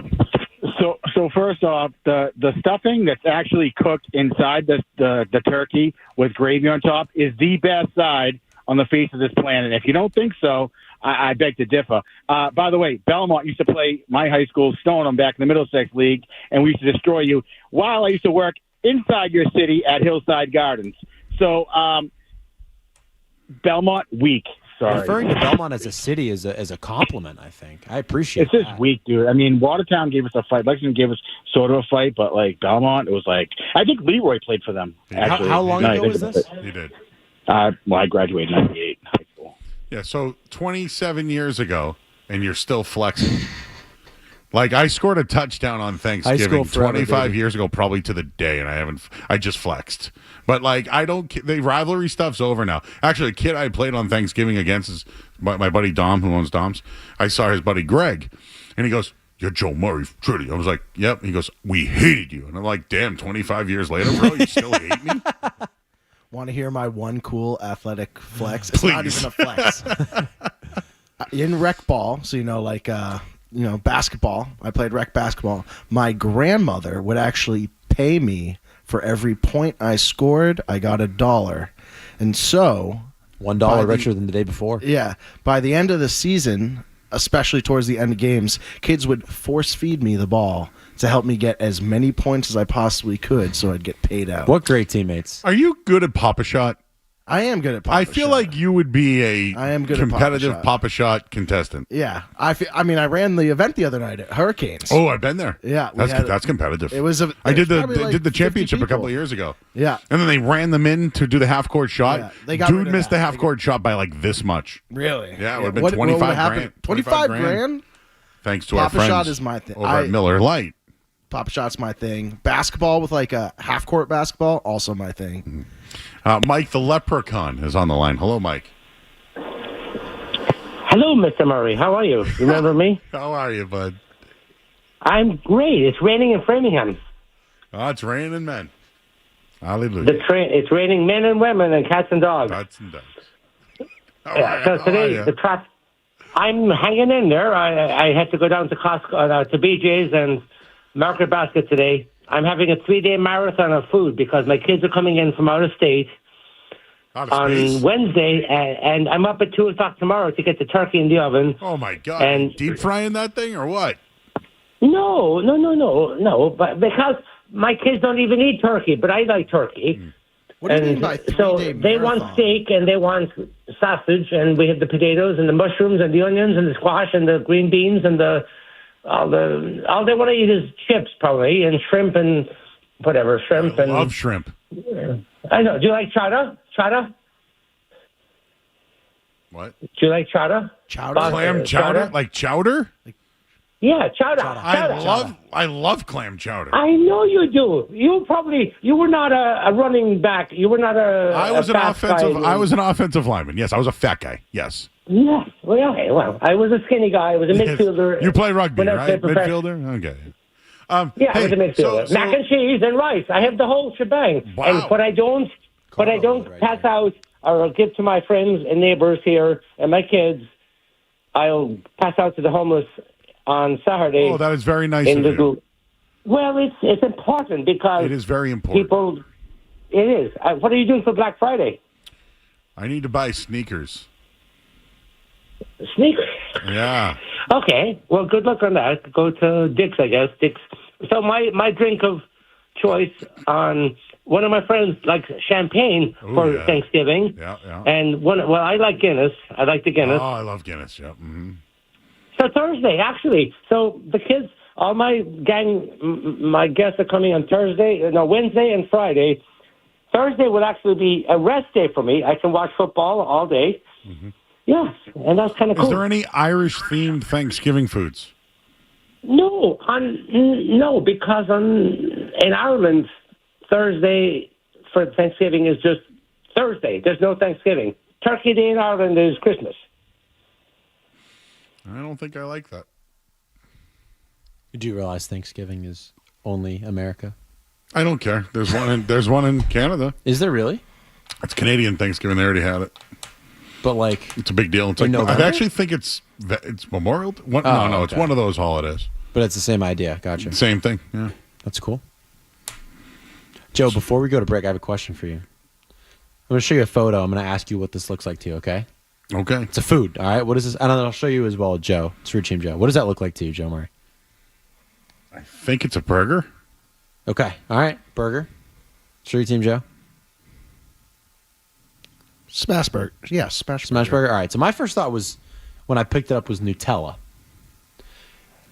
That was given out at the dining hall a couple weeks ago. Every Sunday morning they do it. That is a egg and cheese sandwich. That is not eggs. That has been burned that badly. Out. They served it? It was like in like a little like tinfoil, and you could just pick it up and go. Out on that. I threw it away. We have to go to break. There's a lot going on right now. Yeah. There's a lot of calls. There's a lot of thoughts. We have to get my Thanksgiving. Sonny Gray. Yes, your dad's on the line. Yeah, and my good friend Sam is on the line too. Oh, really? What's up, Sam? Sam, how are we doing? What's up? Good. How are you doing? You're on with Joe. Long time listener, Joe. First time caller. Oh, thank you. I appreciate that. We need more Street Team Joe on the line. He's here right now. He knows ball. Yeah, that's right. He does. That's why we have him on. Sam was my roommate, Joe, in Brighton when I moved out of my house. It was Sam and I and my friend. So did you guys Charlie go to like Spike's Hot Dogs and stuff late night? In Brighton? Yeah. Well, it was during COVID. Never heard of that. Yeah, Brighton. never heard of that place. Okay. It was during COVID. What about the White Horse Tavern? White Bull, you mean? White Horse. White Horse? No. Whatever. Okay. I don't think so. Was there a tavern in the square there? There was a tavern. Yeah, There Sam was. and I went to the Yeah, tavern that in used the to be square. called something when I was growing up. What about Wonder Bar? Sam, No Wonder Bar. Do you guys even go out? City Tap. City Tap. We went to. Oh, City yeah. Tap. Okay, yeah. Cityside. What about Cityside. Harry's? Harry's Bar and Grill. No. My God. we apparently didn't make it around. Sam and I were inside and maybe use marijuana and play 2K type of. Oh, so you guys like to basically play video games and be high? Yes. Okay. Thank you, Sam. Yeah. Well, but that builds any good friendship in America, doesn't it? Well, yes. I mean, I watched Beavis and Butthead. You mean to tell me was Wayne and Garth from Wayne's World? You mean to tell me they were just driving around in cars like that? Yeah. That's funny. As you mentioned those places, I'm like, actually, we didn't really make it out. No, you much didn't make that it out year. at all. A lot of 2K. We got to go to break. I want your thoughts on Sonny Gray. I want you to think about that. And Joe, I've thought about it. I want you to think about your first pick in the food draft. I'm ready. Okay. Are we doing a food draft? No. All right. I just want you to put your first pick. I don't want a food draft. Just want to know what number one is. That's it. Let's go to break. I'm Joe Murray, 98.5 The Sports Hub. Don't go anywhere. There's more Joe Murray.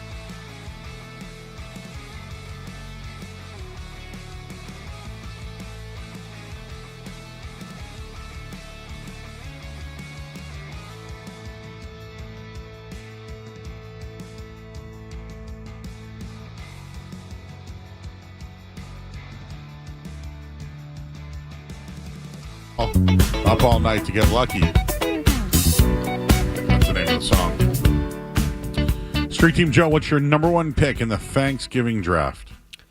I'm going bacon stuffing.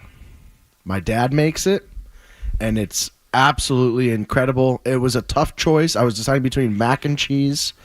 Turkey I'm out on, but if you give me a wing, I could be in on turkey. Turkey wingies. Turkey wingies. Joey want wingy? Yeah, with the right amount of gravy, I could be in on a turkey wing, but overall, bacon stuffing is my number one. I know some people mix sausage with stuffing. There's a lot of different stuffing mixtures, but stuffing, I think, is the one thing you don't really get year round, and so I'm going with stuffing. That's actually good. A lot of Thanksgiving foods give me the broccoli. Mr. Ariano himself, Joe's dad, is on the line. Hello, Paul. Hey guys, happy Thanksgiving, everyone.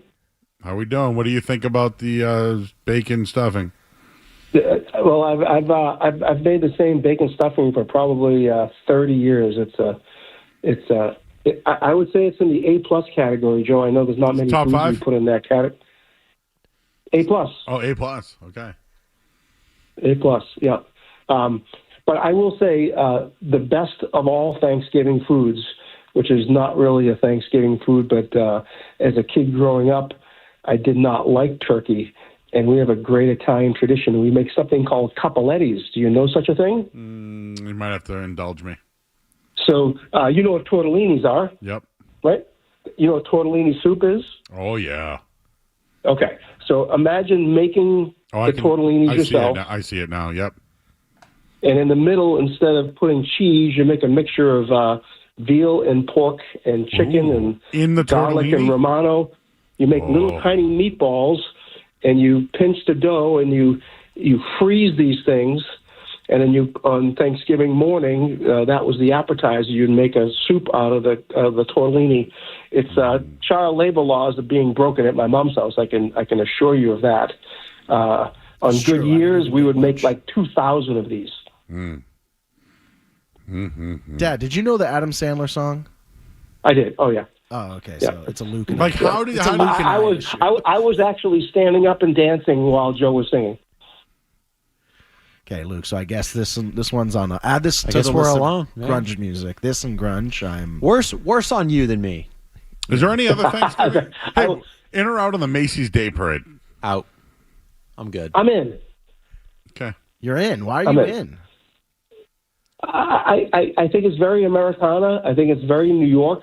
It's something that happens once a year. Is it honky tonk? I think it is, but you can't help but love how much fun people are having. I think that's great. Thanks, Mr. Ariano. Happy Thanksgiving, sir. You going to the Lotus too?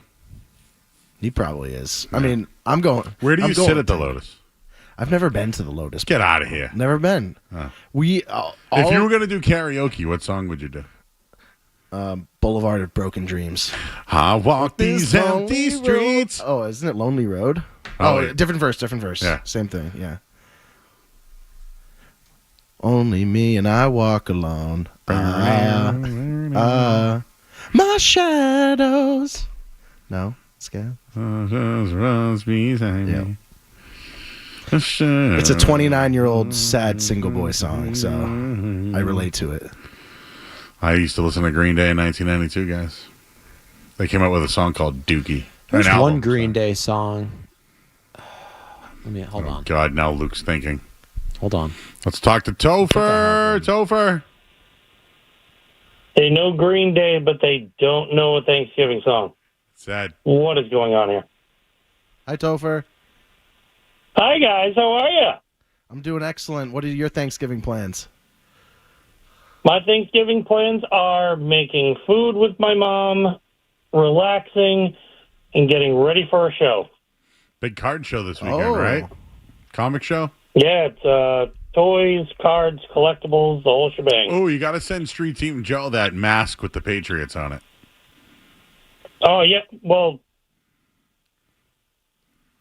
I don't know. I'll try to find it and send it to you. I'll show it. But what is that mask?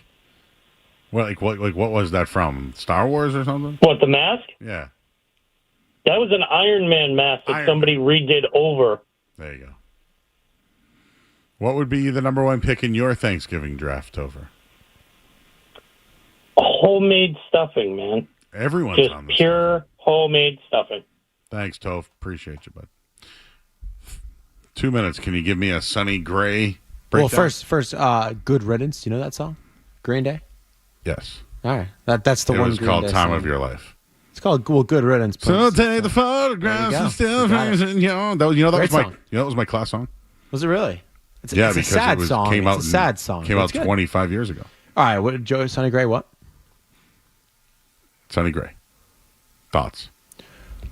He obviously he can't be the number 2, right? Everyone knows that. I think the $20 million that the Red Sox got does change the deal. I think he and Bayo can be a great 3 and 4. He cannot be the number 2. I don't really care about giving up Clark or Richard Fitz. I'm not going to lose sleep over that. Cannot reiterate. You're underwhelmed. Cannot reiterate. I am slightly underwhelmed. I think that Sonny Gray can be a very good replacement for Lucas Giolito. I think he's a better Lucas Giolito. Would you agree with that? I think they made a better move going after Sonny Gray than re-signing Giolito. Completely agree. 100% agree. Lucas Giolito at the qualifying offer, which was around $20 million. Injury. Which was around $20 million. Is that correct? Yeah, but Sonny Gray, I think, gives you more innings, right? 40 or 50 more. Yes, better ERA. I think he had 180 innings this past season, and he strikes out more guys, which Giolito did not do very well this year, and regressed toward the end of the year as well. Okay, Colton's in Marshfield. Colton, hey, how's it going? I'm okay. I'm just, thinking about food now because you guys are talking about food, and I've got kind of a hot take. I'm just thinking I'm taking Easter brunch over Thanksgiving dinner. What's your Easter brunch, though? I'd say my favorite thing, easily breakfast casserole. Joe, are you in on a breakfast casserole? Easter is not on par with Thanksgiving. Agree. It's Easter just brunch not. is cool. Easter brunch is good. I got time limited this year at a brunch, Easter brunch. What's that supposed to mean? I went to an Easter brunch in Vegas. Yeah. They gave me a 90-minute time limit. And did you put a good dent in? Yeah, but I felt rushed. Yeah. I couldn't take advantage of the mimosas. It was an all-you-can-eat type thing? It was an all-you-can-eat, the Bacchanal. How many mimosas did you go through? I didn't go through any because I eat so much food I couldn't fill any liquid inside me. So when you go to an all-you-can-eat, what's the first move you go for? Are you sushi, pizza, ribs? Meats. Any specific meats? Prime rib, ham, turkey, whatever they have that I can cut and eat. With an chicken? au jus? No chicken? Well, if they have chicken, I'll eat it. All right. What's the first meat you would grab? Prime rib. Pause. Prime rib? Okay. With the au jus? Au jus. What would you grab, Luke? Chicken. I love chicken. Joe? I'm thinking if my stomach doesn't hurt afterwards, I'm going mac and cheese. They had I do not hate that pick at all. I do not hate that pick at all. Multiple potato. You know what I ended up by getting too? Is a little breakfast crepe with banana and chocolate on it. A good breakfast crepe is awesome. I never eat that, so when I ordered it, I was like, hey, like Nutella. It has Nutella and bananas no, or something. They made it with love and by hand. Oh. Not what they're serving at my dining hall, Joe. No. A good crepe is actually, you reminded Agree, me. yeah. With a little banana crepes are good. Crepes have a high ceiling. Yeah. Yeah. One more. Bob on the South Shore. All right. Yo, Colton and Marshfield. I just drove from there to Pembroke. So we're out on Easter brunch because of the time limits, Joe. They're popping up everywhere. Yep. It sucks. We're in on the Easter mimosas. We're also in on family traditions, child labor laws. Growing up, we had to hand press with the fork the cheese raviolis. Yep. Freeze them until Christmas. Mm-hmm. Then they get divvied up in the family at Christmas time. I'm in on that. Thank you. What's a mimosa? I wouldn't know because I don't drink.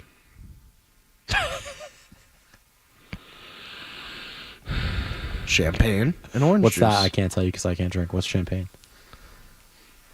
Prosecco. Do you know what David Ortiz wore goggles for when they celebrated? Surely that was water. That was definitely champagne. All right, we'll go to the headline. I'm Joe Murray, 98.5 The Sports Hub. Essential Sports Hub headline presented by Celsius Energy Drinks. Sonny Gray, the newest member of the Red Sox. Patriots making some moves. They added a friend of ours. His name is Thayer Munford. I'm going to buy his jersey. And Nemus Kate is out. Amari Williams called up.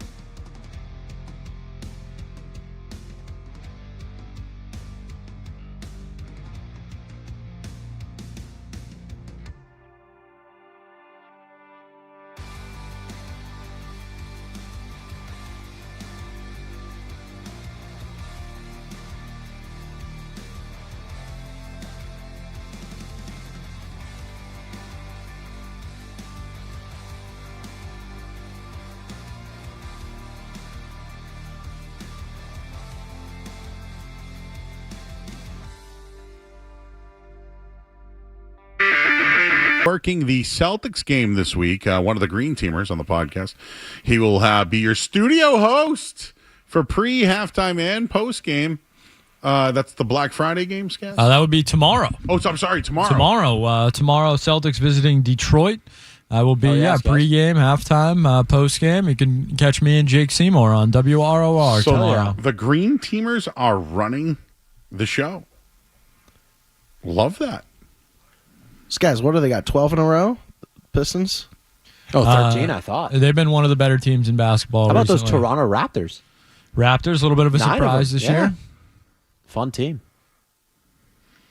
I love their coach. I forget his name. I just love that guy. Guys, you might have to help me out here. It's Raptors Jury? coach. Am I thinking? Darko Rajakovic. Thank you. Very good coach. I think he's amazing. Yeah. One of Jokic's boys there. Oh, is he? I believe so, yeah. They have some ties. Do you guys want to give any thanks before we get out of here? I'll start, Joe. I'll give some thanks. I'm very thankful for the Joe Murray Show. Everyone, all our listeners at 98.5 The Sports Hub. The Jeremy Conley. Obviously, our bosses, Jim Louth, Rick Radzik, Mary Mena, all that. Very thankful. Love doing this on a nightly basis with you, Joe. We have a lot of fun. We try and keep it sports for at least 90 minutes on a nightly basis. And then after that, who knows what happens. But, yes, very thankful. Another year down. The holidays are here. This will be my first Thanksgiving as an engaged man. So I guess I'm very thankful for that as well. So, yes, a lot to be thankful for. Street Team Joe becoming a big part of the show has been great this year. Yep. He's now a producer in the making at 98.5 The Sports Hub. Joe. So, yes, a lot to be thankful for this year. So, yes, thankful for you guys and, thankful to all the listeners out there. Luke? Thankful for the opportunities that you two both gave me this past summer. That was fantastic. We got to get you a job now.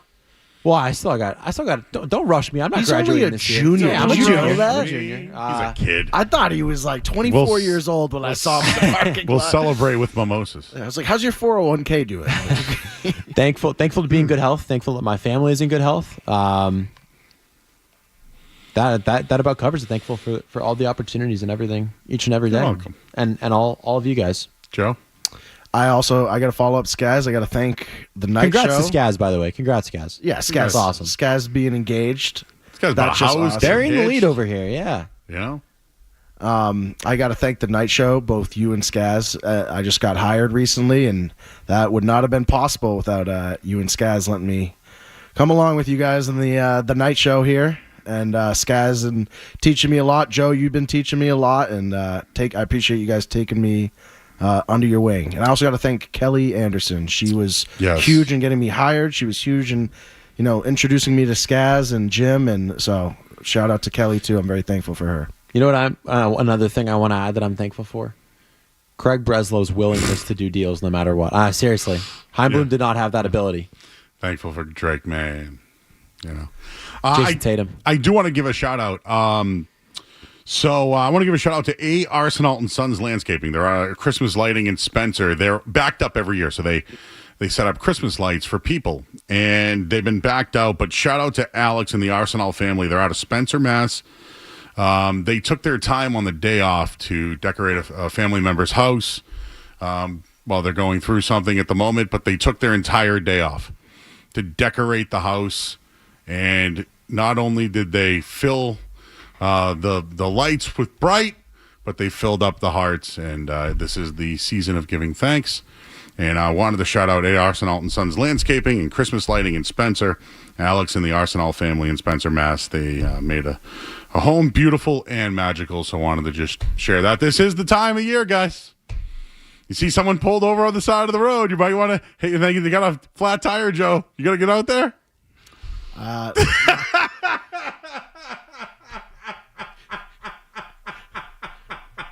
50-50. Yes. 50-50, yes. 50-50, yes. I'm not sure I've ever heard you laugh that hard. Jay. That was a belly laugh. Wow. I got a big belly.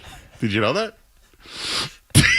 He didn't want to answer that either. No. All right. Well, thank you to everybody in our chat as well and all our friends. Thank you to all our families for all their support.